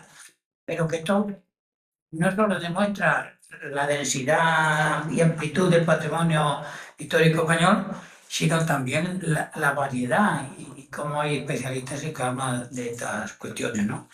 Entonces, en esta tercera presentación, pues nos agrada mucho que venga de la mano de Celia Martínez Yáñez, que es vicepresidenta del Comité Científico Internacional de Turismo Cultural de Commons, y que seguro que nos va a deleitar y además nos va a completar esta visión triple que tenemos esta noche con el señor Perella y con lo que yo modestamente haya dicho. Muchísimas gracias. Antes de comenzar, pues por supuesto quería dar las gracias a la Fundación Tatiana, a María Soledad que nos ha apoyado para realizar este evento, a la Real Academia y especialmente, por supuesto, al doctor y al fiscal García Calderón, que han tenido también a bien invitarme a esta conferencia y además el placer de haber pasado un buen rato charlando mientras veníamos de Granada esta mañana. Bueno, mi papel es un poco difícil porque terminar una mesa redonda con unos ponentes tan excelentes y a esta hora pues entiendo que es un poco complicado, pero bueno, voy a intentar hacerlo con la energía, ¿no?, con la que yo suelo hablar de estos temas y que no resulte muy pesado. La Carta Internacional, bueno, ya me ha presentado y también Jesús, yo formo parte del Consejo de Administración Internacional de ICOMOS. ICOMOS es el Consejo Internacional de Monumentos y Sitios, es el organismo consultivo que tiene UNESCO en materia de patrimonio cultural y en particular tiene un papel, bueno, digamos, único en el ámbito de otras organizaciones internacionales en materia de patrimonio, que es asesorar a la UNESCO en torno a los bienes que están inscritos en la lista del patrimonio mundial. El turismo, ahora después comentaré, es un aspecto crucial en lo que tiene que ver con la protección del patrimonio, que no siempre lo vemos. Entonces, yo no voy a hablar de turismo, sino que vamos a hablar también enmarcando un poco lo que es el rol de ICOMOS y el rol de nuestro comité en particular. No vamos a hablar de turismo, vamos a ver de cómo podemos proteger el patrimonio en el marco del turismo y teniendo en cuenta en la que era un poco la temática, ¿no?, de esta edad dentro de este ciclo, cómo podríamos concienciar a la ciudadanía de que el turismo no es una actividad simplemente económica, tiene que ser un vehículo de un derecho fundamental, que es el derecho fundamental a la cultura. Cuando hablamos de participación ciudadana, la participación ciudadana en materia de patrimonio se vehicula de diferentes formas. Una muy destacada es precisamente el papel de las fundaciones, como la que nos acoge hoy, a la hora de difundir las cuestiones patrimoniales. Una segunda forma de participación ciudadana en materia de patrimonio es precisamente a través del asociacionismo, a través de la defensa de los valores patrimoniales por la sociedad que se organiza. Y una tercera forma muy importante de esa relación es precisamente el disfrute efectivo de los bienes en el marco de la visita pública, que de hecho a nosotros nos gusta más casi hablar de visita pública que de turismo. Entonces esas serían un poco las claves desde las que yo quería hablar. Vamos a ver tres aspectos. Verán que mis presentaciones tienen todas las letras. Desde el COVID y desde que nos acostumbramos a hacer presentaciones en pantallas, me di cuenta también, probablemente porque soy profesora universitaria y por lo tanto soy de alguna manera comunicadora, que uno puede hablar y creer que se le entiende y uno es andaluz y el otro viene de la India. Esto pasa cuando trabajas en un contexto internacional y al final decides escribir el mensaje que quieres que llegue. Entonces, vamos a ver primero a hablar un poco del impacto que tiene el turismo en la percepción del patrimonio. Después hablaré en particular de este documento internacional que he tenido el privilegio de coordinar para ICOMOS y por último hablaré de algo que es muy importante para mí, que no es tanto la letra de la carta, porque un documento internacional, como cualquier otro texto doctrinal, es un texto que tiene que ser necesariamente amplio, con aspiraciones muy elevadas, pero que tiene que tener una aplicación. Y en el caso de esta carta estamos realmente muy empeñados, yo diría casi que estamos empecinados, más que empeñados, en aplicar lo que son los principios de la carta. Les hablaré también de cómo estamos llevando a cabo esa aplicación y cuáles son los objetivos que nos planteamos a futuro. Cuando hablamos del turismo muchas veces, o cuando se habla de turismo, no nos damos cuenta de que es una actividad que tiene unas consecuencias históricas, sociales, culturales, económicas mucho más amplias de las que habitualmente se subrayan. No es, como decía, una actividad meramente económica, es una actividad que ha absolutamente ha modificado e influenciado la forma en la que percibimos el mundo, la forma en la que percibimos la realidad, pero no somos conscientes de hasta qué punto eso es así. En cambio, si pensamos que ha sucedido en los 2 siglos en los lugares patrimoniales, pues de prácticamente el mundo entero, podemos observar que casi todo se ha rediseñado y se ha empaquetado para las vacaciones, para el consumo, ¿no? En definitiva. Y eso ha producido verdaderamente una conceptualización nueva de la historia de los lugares. Algunos se han preservado y se han potenciado, y otros pues se ha dejado que decaigan porque no tenían ese poder de atracción de las masas que, por desgracia, caracteriza la actividad turística tal y como la estamos viendo hasta el día de hoy, y precisamente es esa actividad turística a la que nosotros, a través de la carta, pues pretendemos contribuir a transformar hacia un turismo pues, que sea más humanista y más basado en los derechos, ¿no? Como decíamos. Como decía, el turismo afecta de una forma extraordinaria nuestra forma de ver y de comprender el mundo, de una forma que no solo es muy intensa por la propia antigüedad de la actividad turística, sino que además de una forma completamente descontrolada, porque uno nunca piensa que cuando quiere visitar Egipto o Roma, no es solamente porque quieras, sino porque tenemos, ya no puedo hablar, no son siglos, tenemos milenios de historia del turismo que nos van determinando a conocer determinados lugares que se han ido decantando en la historia visual, en la historia cultural, en la historia de la humanidad en definitiva. Y si no somos conscientes de ese poder tan fuerte que tiene el turismo, con además toda su potencia económica, pues nunca vamos a ser capaces de contrarrestar los efectos indeseados o que no nos gustan, ¿no? De esta actividad. Claro, yo hablaba de antigüedad y de intensidad, es que estamos hablando de una actividad que podemos retrotraer a los propios orígenes de la humanidad. O venga, no seamos tan exagerados, pero a la antigüedad clásica, por supuesto que sí. Tenemos viajes y viajeros, tenemos la Odisea, que es un libro de viaje. En la peregrinación a Delfos tenemos los primeros escritores de viaje, Heródoto, Estrabón, Plinio el Viejo. Nuestra forma de conocer el mundo es a través siempre del viaje, ¿no? Y luego, por supuesto, esto se generaliza a través de las peregrinaciones, las grandes peregrinaciones en la Edad Media, la primera aparición de un turismo de masa, si queremos llamarlo así. Luego aparece un turismo cultural, que es el Gran Tour, ¿no? En el siglo XVIII, y luego todo esto eclosiona y se masifica extraordinariamente ya en el siglo XXI. Por eso yo me interesa mucho, siempre me ha interesado mucho estudiar eso que les decía antes, que yo estoy convencida de que tenemos un ADN, una especie de ADN turístico dentro nuestra del que no somos en absoluto conscientes, pero hay una historia cultural, visual de los sitios que la tenemos acá y que nos condiciona nuestras elecciones. Y por eso yo siempre me pregunto, ¿de verdad podemos convencer de verdad a un turista internacional para que visite el territorio rural veneciano, por maravilloso que sea, y no la plaza de San Marcos? Yo creo que verán en la imagen que todos esos puntitos son personas.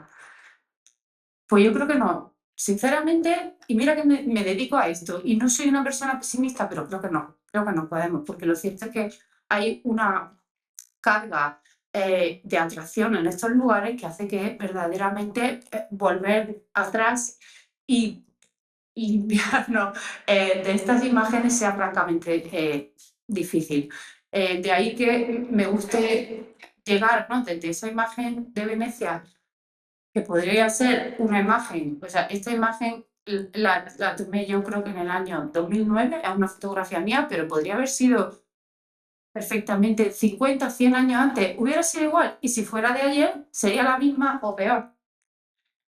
Entonces, si llegamos al momento actual, ¿por qué se ha producido un incremento tan extraordinario de visitas a lugares culturales que nos hace ahora mismo preocuparnos por la preservación de esos lugares y por la manera en la que un turismo masivo no planificado incide y erosiona esos lugares, tanto desde el punto de vista de la conservación física pura y dura, como desde el punto de vista de la banalización y la cosificación y la comercialización excesiva de esos lugares? Y es que lo que ha sucedido, nosotros hablamos de turismo cultural, pero lo que ha sucedido no es que el turismo se haya convertido en extremadamente culto, es que la cultura y el patrimonio cultural como parte de la cultura se ha reconceptualizado, maquetado y vendido como un elemento cualquiera del ocio.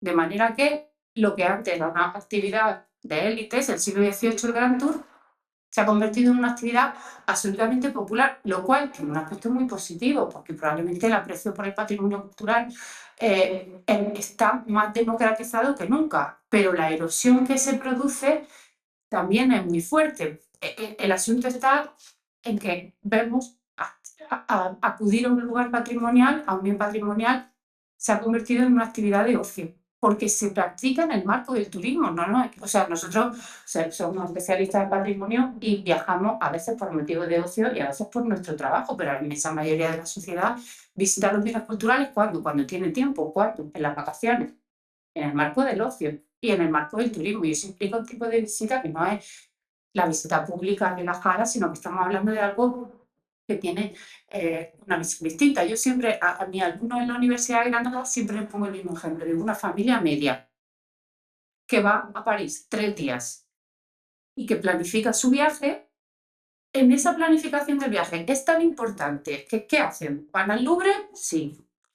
Y visitan determinados aspectos del Louvre. ¿Van a ir a la Torre Eiffel?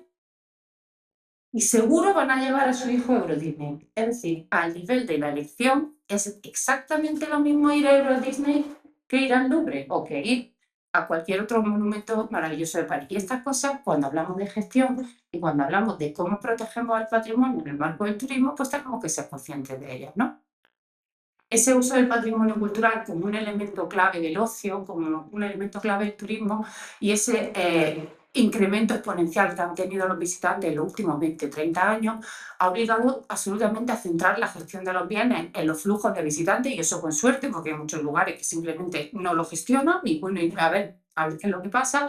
Y sobre todo ha banalizado, ha modificado las pautas de lo que era antes la fruición del patrimonio, que ahora se ha convertido mayoritariamente en consumo. Eso ha consagrado esa función económica del patrimonio en detrimento de la capacidad que tiene el patrimonio para responder a nuestras necesidades inmateriales de belleza, de armonía, de cultura, que solamente se pueden satisfacer cuando los bienes culturales se visitan en unas condiciones apropiadas. Es decir, la estrategia de convertir al patrimonio cultural en un recurso del ocio y en un recurso económico, de hecho la palabra recurso se utiliza continuamente cuando se habla de patrimonio, a mí se me clava, porque no deberíamos de tratarlo como un recurso, ha sido extraordinariamente exitosa a la hora de generar beneficios. El problema es que esos beneficios además tampoco se reparten de una forma que sea justa y que sea equilibrada. La promoción desmesurada, la falta de planificación, la explotación insensible de los bienes ha provocado pues, impactos muy negativos, alteraciones muy profundas en todo el mundo. Y lo que es peor, ha provocado desigualdades sociales, rechazo, hartazgo con respecto a los visitantes en muchos lugares. Todos habrán oído hablar de la turismofobia, que sé que en esta ciudad no existe, pero nunca sabemos cuando vamos demasiado lejos.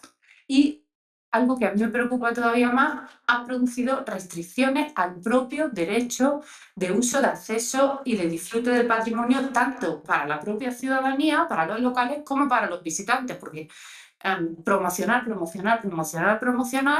quiero que mi ciudad sea un súper destino turístico. ¡Hala! Ahí tienes 3 millones de visitantes. ¡Ay, no, ya no los quiero! No. Hay que planificar, hay que pensarlo antes, no se puede ir atrás. Y ejemplos de eso conocemos muchísimos, ¿no? Y cuando hablo de restricciones de derechos y de cambios extraordinariamente pues, mucho calado, estas imágenes son de una exposición sobre el turismo de masa que vimos en Viena con un grupo de alumnos y de compañeros de ICOMO hace un par de años. Y bueno, pues las imágenes hablan por sí solas, lo que era un contexto, ¿no? de montaña en los Alpes y una actividad agraria tradicional. Pues el golf ha sustituido a la oveja y los parkings de coche han sustituido a las ferias de ganado, con lo cual esto es lo que tenemos. Bien, en ese contexto esa es la preocupación general un poco de la que viene la Carta Internacional de ICOM sobre Turismo Cultural Patrimonial del año 2022, en la que me quiero centrar. Quiero destacar, bueno, en primer lugar, que el Consejo Internacional de Monumentos y Sitios siempre ha sido muy consciente de ese impacto milenario y muy profundo que tiene el turismo en el patrimonio. Y de hecho, y cómo se está implicado en la regulación del turismo, pues a través de estrategias diversas. Primero, por ese propio rol de la organización como organismo consultivo de la UNESCO en materia de patrimonio cultural. El rol de organismo consultivo no implica solamente lo que se conoce más, que es la evaluación de los bienes que son candidatos a la lista del patrimonio mundial, sino que implica también el monitoreo del estado de conservación de los bienes. Tanto cuando evaluamos bienes como cuando monitorizamos su estado de conservación, el turismo es una cuestión que sale continuamente. El impacto del turismo, de las infraestructuras de visitantes, la carretera que se hace, el empeño en hacer un telecaminada donde no tiene lugar y todas estas cuestiones que seguro que ustedes saben. Y precisamente porque ICOMOS ya de forma muy temprana se encontró con la necesidad de afrontar estas cuestiones y con una cuestión importante, y es que a nivel internacional, en los años 70, en los años 80, cuando comienza a funcionar la lista del patrimonio mundial, no existía normativa internacional en materia de protección del patrimonio en el marco del turismo. Normativa turística había mucha, pero ninguna que se preocupara por proteger los bienes culturales. Y por eso ICOMOS creó muy temprano su Comité Científico Internacional de Turismo Cultural. ICOMOS este año estamos celebrando el 60 aniversario de la organización y que se crea en el año 65 y el Comité de Turismo Cultural se creó en el año 69. Es decir, había una preocupación muy fuerte que se refleja, ¿no?, en esa creación temprana. A día de hoy componemos este comité más de 200 miembros en el mundo, tenemos un buró y bueno, hacemos labores de asesoramiento o de elaboración de textos doctrinales como el que les quería hablar. Y en relación con la carta, con la elaboración de textos doctrinales, también me gusta siempre subrayar que el primer documento internacional que realizó ICOMOS fue su Carta Internacional de Turismo Cultural, precisamente en el año 1976, también en un momento todavía muy temprano, ¿no?, de la organización. Todo el mundo piensa que es la Carta de Venecia, ¿no? La Carta de Venecia crea a ICOMOS. El primer documento que hace ICOMOS, su primer texto doctrinal, es la Carta del 76. Esta carta planteó las cuestiones éticas asociadas al turismo de una forma muy perentoria. La carta que la actualizó a su vez fue la Carta del 49 y planteó cuestiones pues, ya muy relevantes, ya incluso en los 90, como el tema de la capacidad de acogida o la participación de las comunidades. Y fueron documentos pioneros, como les decía, en un momento en el que no existía verdaderamente otro referente internacional en documentación internacional que permitiera defender la defensa del patrimonio en el marco de una actividad internacional pues, tan relevante, ¿no?, como el turismo. En el Comité Científico Internacional de Turismo Cultural de ICOMOS, en nuestra reunión anual, porque nos reunimos siempre anualmente los comités, en nuestra reunión anual en Florencia, en el año 2017, empezamos a ver la necesidad que teníamos de actualizar esa última carta del 99 al momento presente. Habían pasado ya casi 20 años, la problemática turística era infinitamente más global y el número de visitantes más importante. Se habían producido ya transiciones patrimoniales muy importantes, por ejemplo, ya no se hablaba de participación, hablábamos de gobernanza, ya no hablábamos de ecología, hablábamos de acción climática, no tanto de sostenibilidad como de responsabilidad, y eso de alguna manera exigía una revisión. Nosotros pensábamos que íbamos a hacer una revisión de la Carta del 99 y yo tuve el privilegio de que mis compañeros pues me eligieran como la persona adecuada para coordinar lo que pensábamos que era actualizar un documento doctrinal anterior. Empezamos un proceso de trabajo en el año 2017, muy rico, informando siempre en las asambleas generales de ICOMOS, a nuestros organismos directivos sobre el progreso.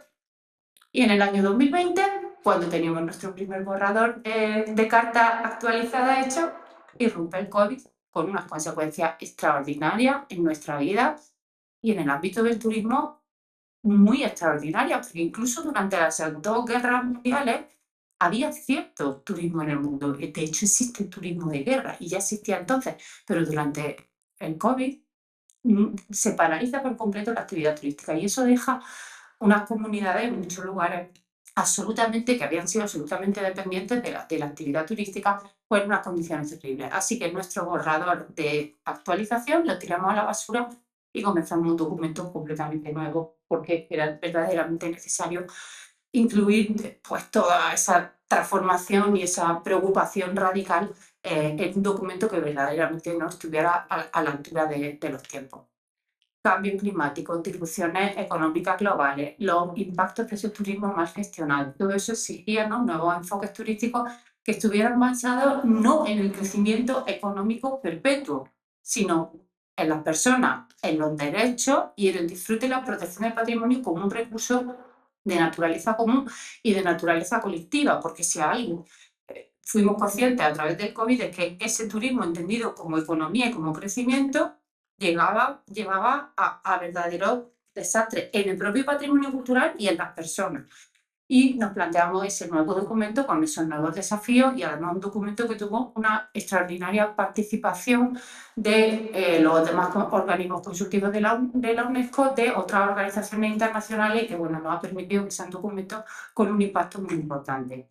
Como les decía, la Carta persigue un cambio de paradigma que frene esos enfoques turísticos basados en el crecimiento económico perpetuo y limitado. Entiende que el desarrollo es el desarrollo que hay que medir en términos de bienestar, en términos de calidad de vida, y se basa, digamos, la Carta tiene una recambre en el concepto de los heritage commons o los bienes de naturaleza común, entendiendo que son que los bienes del patrimonio, independientemente de su titularidad, son bienes que pertenecen por su naturaleza y su función común a todas las personas y que por lo tanto son bienes que hay que tratar con un cuidado distinto, ¿no? Ese es un posicionamiento deliberado de la Carta y otro posicionamiento muy importante es que, como les decía, comprendemos que el turismo es primero parte de la tutela del patrimonio, porque el turismo es la visita, al final es el grueso de la visita pública a los bienes y la visita pública forma parte de la tutela, no es una actividad económica o no es una actividad meramente económica. Y segundo, y lo mismo de importante, el turismo no es más que un vehículo de un derecho fundamental, que es el derecho a la cultura y por lo tanto tenemos que garantizar el acceso universal, físico, pero también intelectual y emocional al patrimonio. No es simplemente entrar en los bienes, es que es poder dialogar con ellos, ¿no? Es poder disfrutarlo. Y si estamos hablando de un derecho fundamental, pues obviamente estamos hablando también de algo que es una responsabilidad compartida de todas las personas que participan en la actividad turística, que al final somos todos. Los gobiernos, los operadores, las empresas, los que hacen el marketing, los gestores de los sitios, los responsables del planeamiento, los profesionales, en fin, los expertos de patrimonio, por supuesto, la ciudadanía. Bueno, la Carta, esas aspiraciones, como decía, tan elevadas que necesariamente tiene que tener un documento doctrinal internacional, luego va concretando, ¿no?, esas aspiraciones a través de 7 principios, de consultarlo en la página web de ICOMOS o en la página web del Comité Científico Internacional de Turismo Cultural de ICOMOS. Ahora les contaré que está traducida a muchos idiomas, por supuesto está en español. Y lo que yo suelo hacer cuando no tengo mucho tiempo, por cierto, me queda poco, ¿no? Vale, no pasa nada. Lo que yo suelo hacer cuando no hay mucho tiempo para explicar el documento es agrupar estos principios en familias comunes, ¿no? Los principios primero, segundo y quinto de la Carta intentan poner la protección del patrimonio y el bienestar de las personas en el centro de la planificación y de la gestión del turismo, y para eso la Carta lo que defiende es algo que se viene hablando hace mucho tiempo, que es que la gestión de los bienes no puede estar basada en la demanda, sino en la capacidad de acogida de los bienes y de los destinos, los lugares que se visitan. La capacidad de acogida tiene distintas dimensiones: física, ecológica, social, psicológica, económica, y la capacidad de acogida se mide a través de indicadores que tenemos que ir monitorizando a lo largo del tiempo para ver los impactos que están produciendo los visitantes en un lugar. Y el uso de esos indicadores, a su vez, tiene que dar lugar a medidas de gestión concretas, aunque sean impopulares. Zonificar la entrada, establecer horarios, entrada anticipada, y a veces habrá que cerrar lugares que son extraordinariamente frágiles, etc. Vamos. El principio tercero de la Carta siempre me gusta explicarlo en sí solo porque se refiere a la interpretación y a la presentación del patrimonio. Y son actividades que, lo mismo que la propia actividad turística, tienden a banalizarse como si fueran actividades económicas. Uy, una teatralización, ¡ay, qué bonito! Que nos van a explicar con un teatro. No, no, no, no. La presentación y la interpretación del patrimonio son pilares muy importantes de la tutela. Sabemos que la inmensa mayoría de la sociedad construye su idea del patrimonio mediante la visita pública a los bienes. Luego, lo que explicamos de los bienes in situ es fundamental para concienciar a la sociedad. Tiene que ser una actividad de carácter científico, interdisciplinar, y además tiene que aunar el conocimiento científico más actual con el conocimiento también a nivel local. Otro aspecto muy importante en relación con la interpretación es el tema de la autenticidad de los lugares. A los que nos dedicamos a esto, y especialmente a los que somos historiadores del arte, nos preocupa extraordinariamente la tendencia que tenemos actualmente a ver todos los lugares reconstruidos. Reconstrucción virtual, reconstrucción geométrica. Parece que tratáramos a los visitantes como si fueran imbéciles y como si las personas no fueran capaces de apreciar un lugar porque tenga una cierta erosión por el paso del tiempo, que es justamente lo que da su característica fundamental al patrimonio, ¿no? Que es el hecho de que sea un conjunto de bienes que denotan el paso del tiempo. Y frente a eso, estamos educando a la sociedad que todo tiene que estar extraordinariamente bien reconstruido. Si luego tenemos técnicas de intervención que no nos gustan, también vienen de aquí. Luego, hay cosas que tenemos que tener muy en cuenta. Por lo tanto, lo que decía, si la interpretación y la presentación son actividades tutelares clave, está claro que se tienen que regular y profesionalizar. Y desde ese punto de vista, quiero poner de manifiesto que la Asociación de Historiadoras y Historiadores del Arte Español ha tenido un papel muy importante en reivindicar precisamente que sean las disciplinas patrimoniales las que guíen la interpretación y la protección del patrimonio, y no simplemente un hecho turístico o que se ha dejado en nuestro país claramente a manos de los turistas.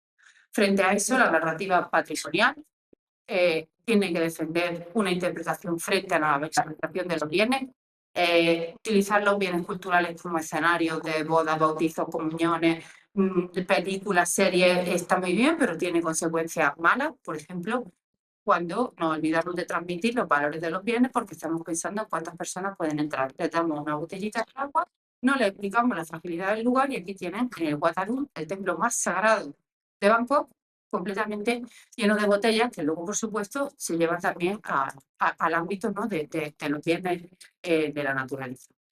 Los principios, dime el tiempo que tengo.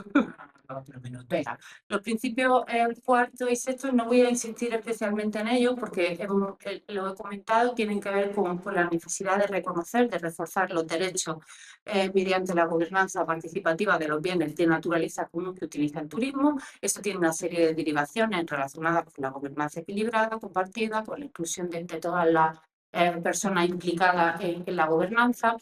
Se basan en esos principios, ¿no?, de la filosofía de los commons, y yo sí que hay una cosa que en cambio aquí me parece muy importante, y es el tema de la capacitación. Lo he mencionado antes. Nosotros defendemos la gobernanza, defendemos, por supuesto, la participación ciudadana en materia de patrimonio, porque es que está implícito en el concepto de patrimonio per se. Pero claro, para dar voz y voto a las personas en materia de patrimonio, tenemos que tener una sociedad concienciada, bien formada en materia de patrimonio. Si no, estamos haciendo demagogia y además estamos poniendo el patrimonio en peligro.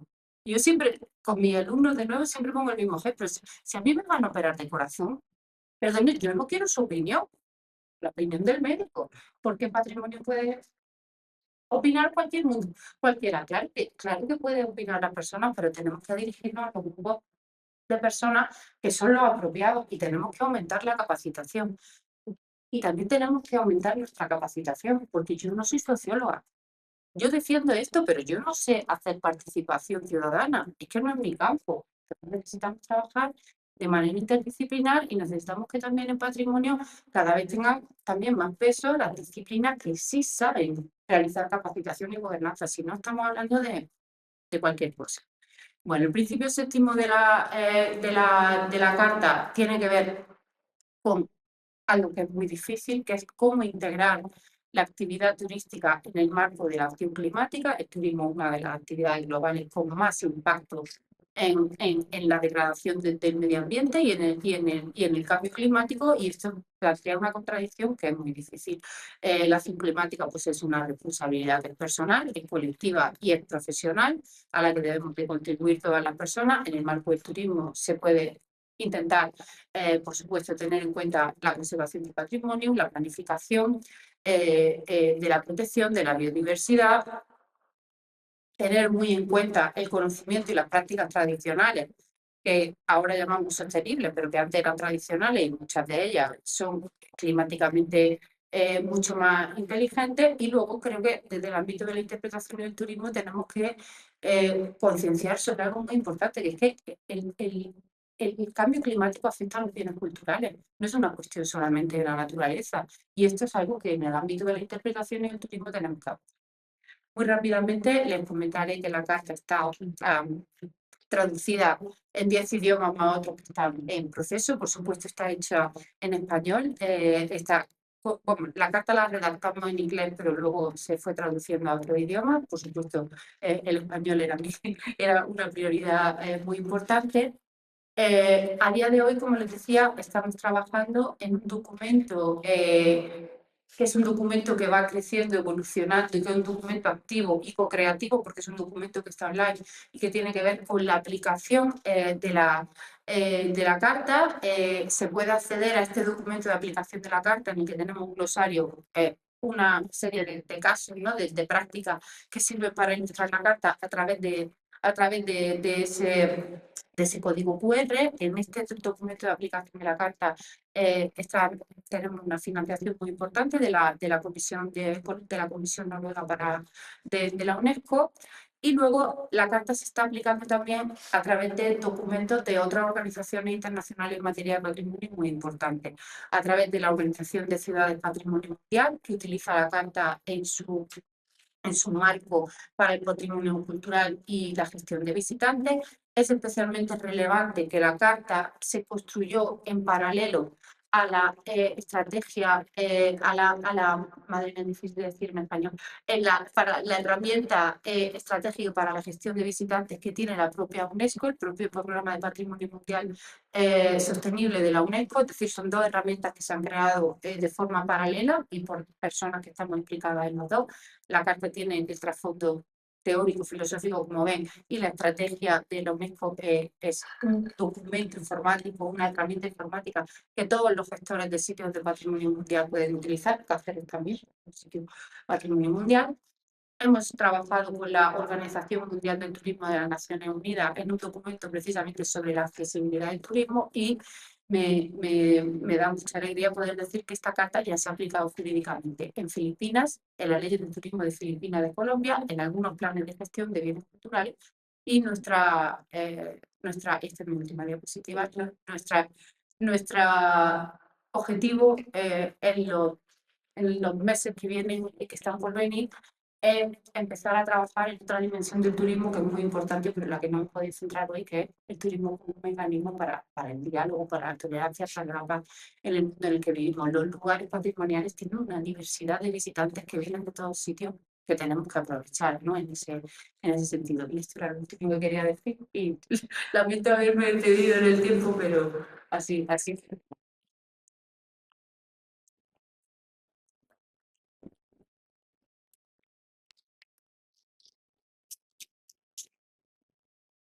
Como venía de Granada, yo pensé que vendría muy cansada.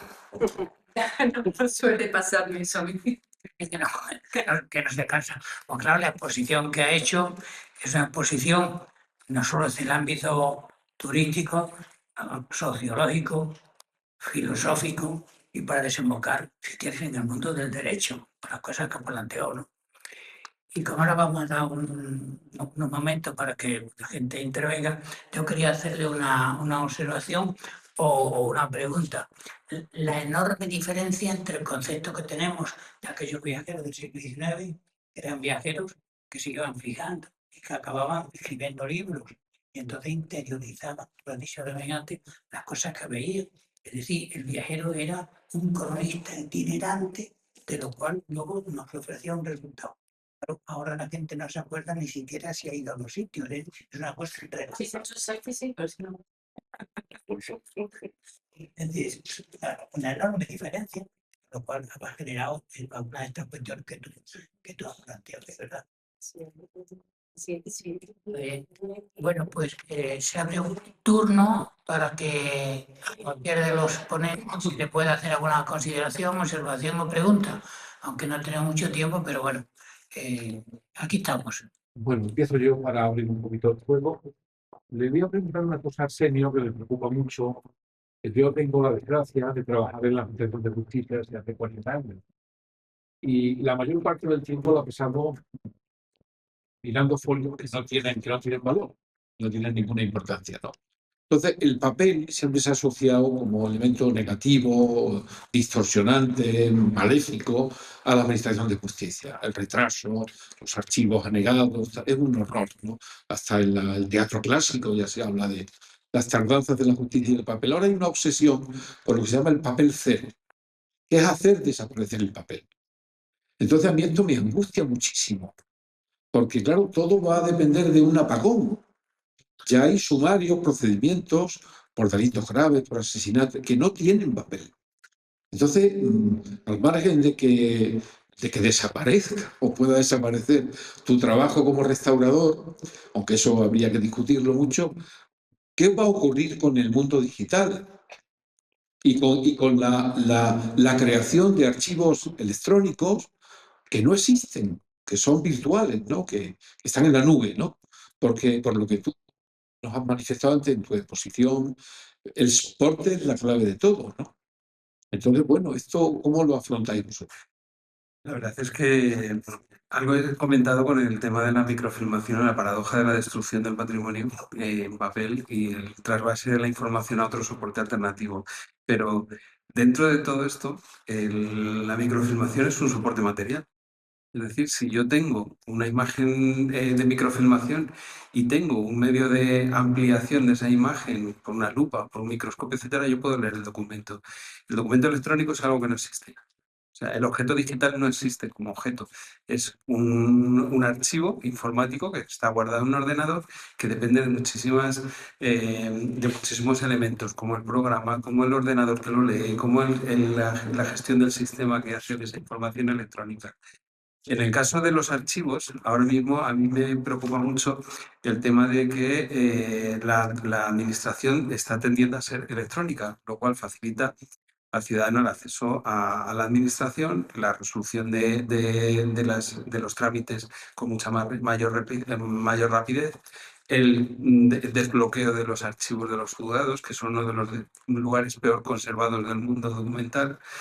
Y esto, en cierta medida, tiene un potencial de atractivo enorme. Ahora mismo vas a los archivos o a los museos, a las bibliotecas y dicen, bueno, todo esto está digitalizado, como dando garantía de su conservación. Es una garantía que nos fiamos demasiado de que no exista un titilibus de la documentación. Titilibus era el demonio que acababa arruinando el trabajo de los escribanos, ¿no? Pues tiene que haber un titilibus electrónico que borra archivos. O sea, todos hemos tenido malas experiencias con archivos, con pendrive que no funcionan cuando vas con un ordenador que deja funcionar un disco duro que no has hecho la copia de seguridad, etcétera. Y eso puede pasar porque La guerra híbrida, destruir los archivos, exactamente destruye una nación, un Estado. ahora mismo lo estamos sufriendo. O sea, parte de la guerra que se está librando en Europa hoy en día la están librando los hackers y están saboteando sistemas y nosotros hemos sufrido en nuestro país varios ataques de este tipo que a lo mejor están midiendo a ver qué grado de seguridad tienes, pero claro, no te da garantía de toda la información electrónica se está conservando en un soporte que sea seguro. Incluso ni siquiera la nube es segura. Yo trabajo en el instituto, trabajo como coordinador en el Plan Nacional de Gestión de Emergencia del Patrimonio. Y después del apagón empezamos a considerar el apagón electrónico como uno de los riesgos que no habíamos pensado en el patrimonio, porque claro, hay un apagón electrónico, los museos quedan sin protección de seguridad, es posible que se borren ficheros, en la DANA se borraron y muchísimos servidores pues, están alojados en sótanos, con lo cual toda la documentación municipal desapareció, igual que desaparecieron los coches. Y tristemente todo este plan de resiliencia que se ha desarrollado en el gobierno y que se han desarrollado tantos proyectos de digitalización de la administración, etcétera, han salido para digitalización de documentos, pero no para la preservación de la información electrónica. Se han gastado cientos de millones de euros en digitalizar archivos y no se ha gastado ni un solo céntimo en la preservación de toda la información electrónica. Con el problema añadido de que a medida que va creciendo el archivo digital, se va haciendo muchísimo más costoso su conservación.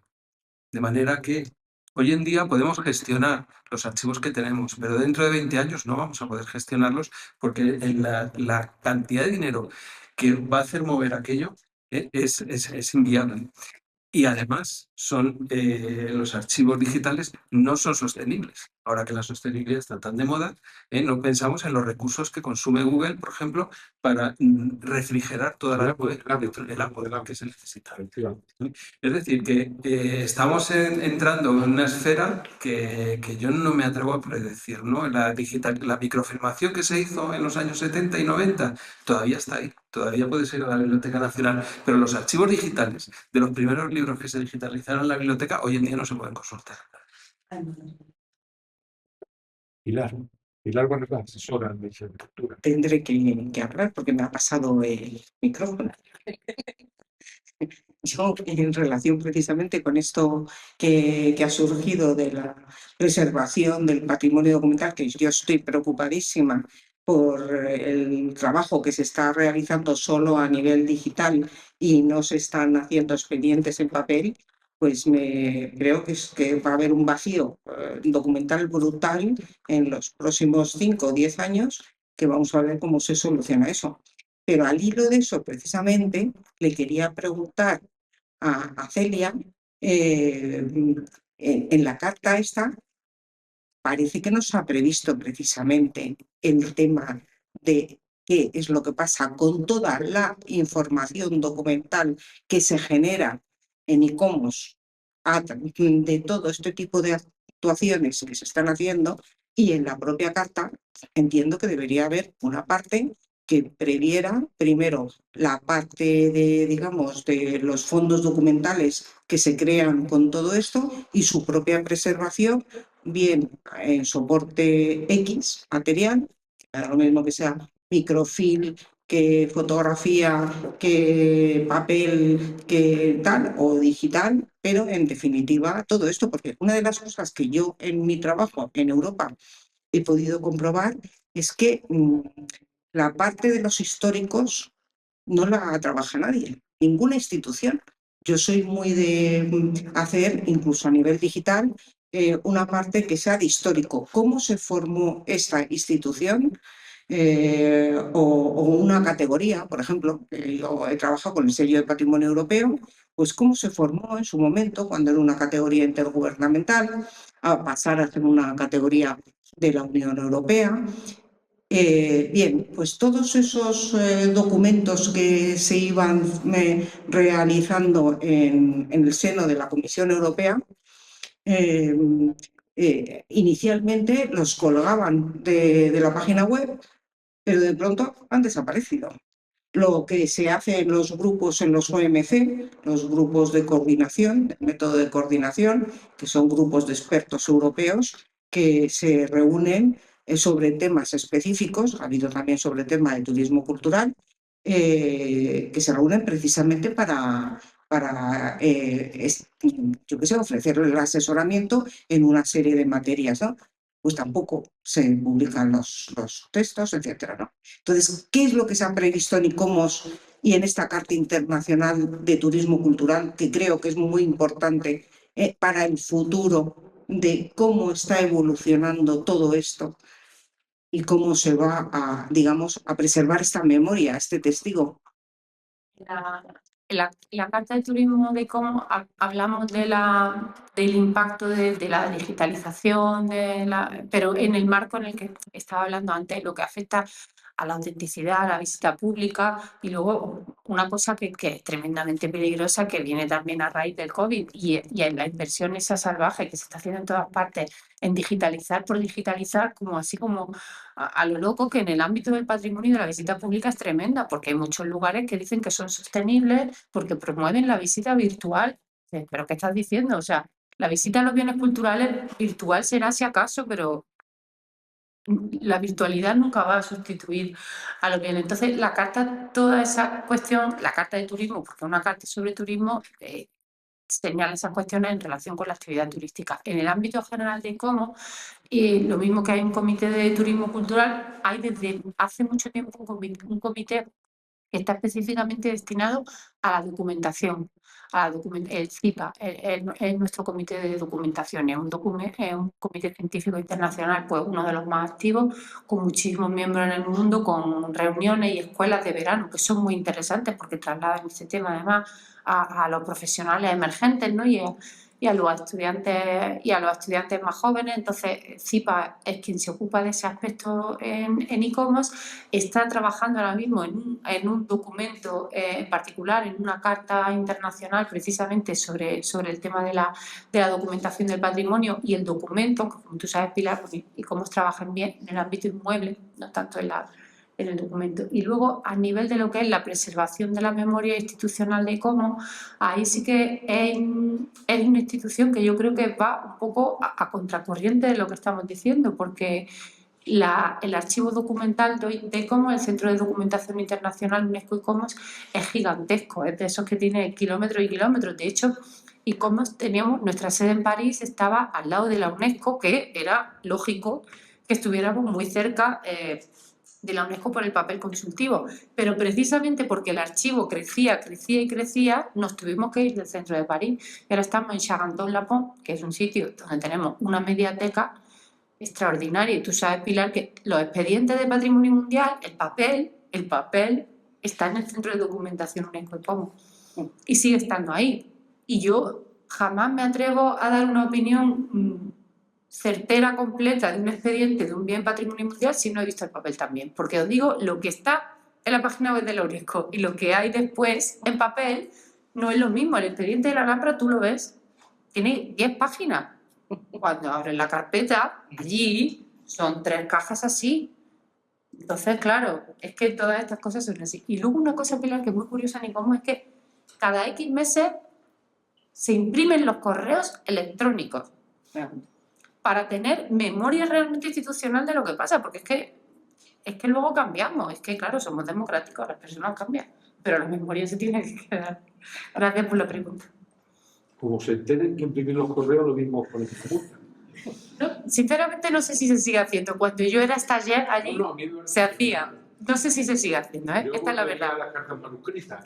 No sé si se sigue haciendo. Es lo que habría que recuperar, ¿no? La escritura. Cuando yo estaba allí en 2006 se hacía. Feliciano, que me perdonáis por reparar un poco pero una cosa muy breve.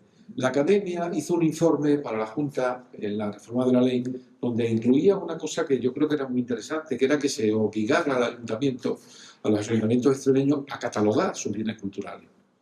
Esto surgió a raíz, porque la directora me lo comentó, a raíz de nuestro apoyo a la declaración de los anuncios de nitrato de Chile, como vi. Extremadura es la única comunidad que los tiene protegidos, los 20 y tantos que quedan. ¿Tú crees que eso es bueno? O sea, que realmente el ayuntamiento sea el primero que establezca qué es su patrimonio, al margen de que luego pues, no se esté de acuerdo, ¿no? Que es bueno implicar, hacer ese catálogo, una especie de catálogo de todo lo que los municipios extremeños consideren valioso, ¿no? Porque igual nos podríamos llevar algunas sorpresas, ¿no? Yo creo que los ayuntamientos tienen que, no sé si en general, pero en un porcentaje alto, tienen que pensar que la ilustración tiene que entrar en el ámbito local. Es decir, que la gente tiene que estar preparada para conocer estas cosas. Tiene que tener unos criterios. Y entonces nos hemos encontrado con verdaderas barbaridades por falta de conocimientos. Incluso en el tema del papel hay como una fobia al papel. Hace años yo escribí un artículo porque la concejala de Torrejón, el Rubio, cuando entró de concejala de Cultura, vio los libros que estaban viejos y los echó al estercolero. Allí recuperó Julio Cienfuegos, un compañero académico, y otras personas recuperamos libros del siglo XVII, ¿no? El año pasado falleció el cronista de Madrid, Enrique de Aguinaga, que con 99 años. Entonces había intervenido Enrique de Aguinaga en la primera escuela de periodismo, con lo cual tenía cartas de Fernández Bella, que fue ministro después de Cultura después de Fraga, una documentación interesantísima. Yo entré en su casa y tenía unos pasillos, y los pasillos tenían nombres de calle, pero de gente interesante desde el punto de vista de la cultura. Bueno, y fui a hablar con la decana de periodismo, a ofrecerle ese material, a regalárselo para que... Entonces le dijo, es que mire usted, los niños ya se arreglan con el ordenador y con internet, ¿no? Entonces, bueno, claro, esto demuestra realmente la incultura, que un poco al fondo de tu intervención. Claro que sí, claro que los ayuntamientos tienen que tener, pero había que redactar a lo mejor la memoria o la carta arqueológica y la carta monumental de esos municipios y decirle, mire usted, esto es lo que hay que proteger, porque no sé si no se hace ese repaso, a veces son absolutamente ignorantes, ¿no? Y salvo que alguien levante la liebre y lo diga, pues no hay manera, ¿no? Hace poco el cronista de Plasencia pues donó a la Fundación Antigua Caja Badajoz sus papeles, algunas grabaciones que había hecho de los cancioneros extremeños del norte de Extremadura y tal, y muy importante, ¿no? Bueno, pues como no tienen sitio en la fundación, yo he hablado con su viuda para devolverle parte de ese material, ¿no? Entonces me llamaba, bueno, ¿y qué hago yo con esto? Digo, bueno, habla con el Ayuntamiento de Plasencia y dile lo importante que es todo esto, ¿no? Para que, sobre todo, la idea es que no se trituren las donaciones estas que se hacen, porque entonces vienen bravos, porque ella le decía, que mire usted que estos libros que me quiere que devuelva son fundamento de los trabajos científicos que él ha llevado a cabo. Entonces, yo creo que falta instrucción, por eso hablaba de la ilustración, pero claro que sí, los ayuntamientos, o sea, es la primera palanca que tienen que tener en esto, pero tendrá que haber una pedagogía por parte del consejero de administraciones públicas o de quien fuere, bueno, esto hay que gastarse dinero en este tema, si la gente no sabe, tú dirías que no te operaba de un riñón a alguien, yo no cogería un avión por si lo pilotaba un taxista, claro, pues efectivamente tenemos que estar en esa línea. Muy bien. Yo creo que ya nos hemos pasado de hora. Pues, Muchas gracias por todo y ha sido perfecto.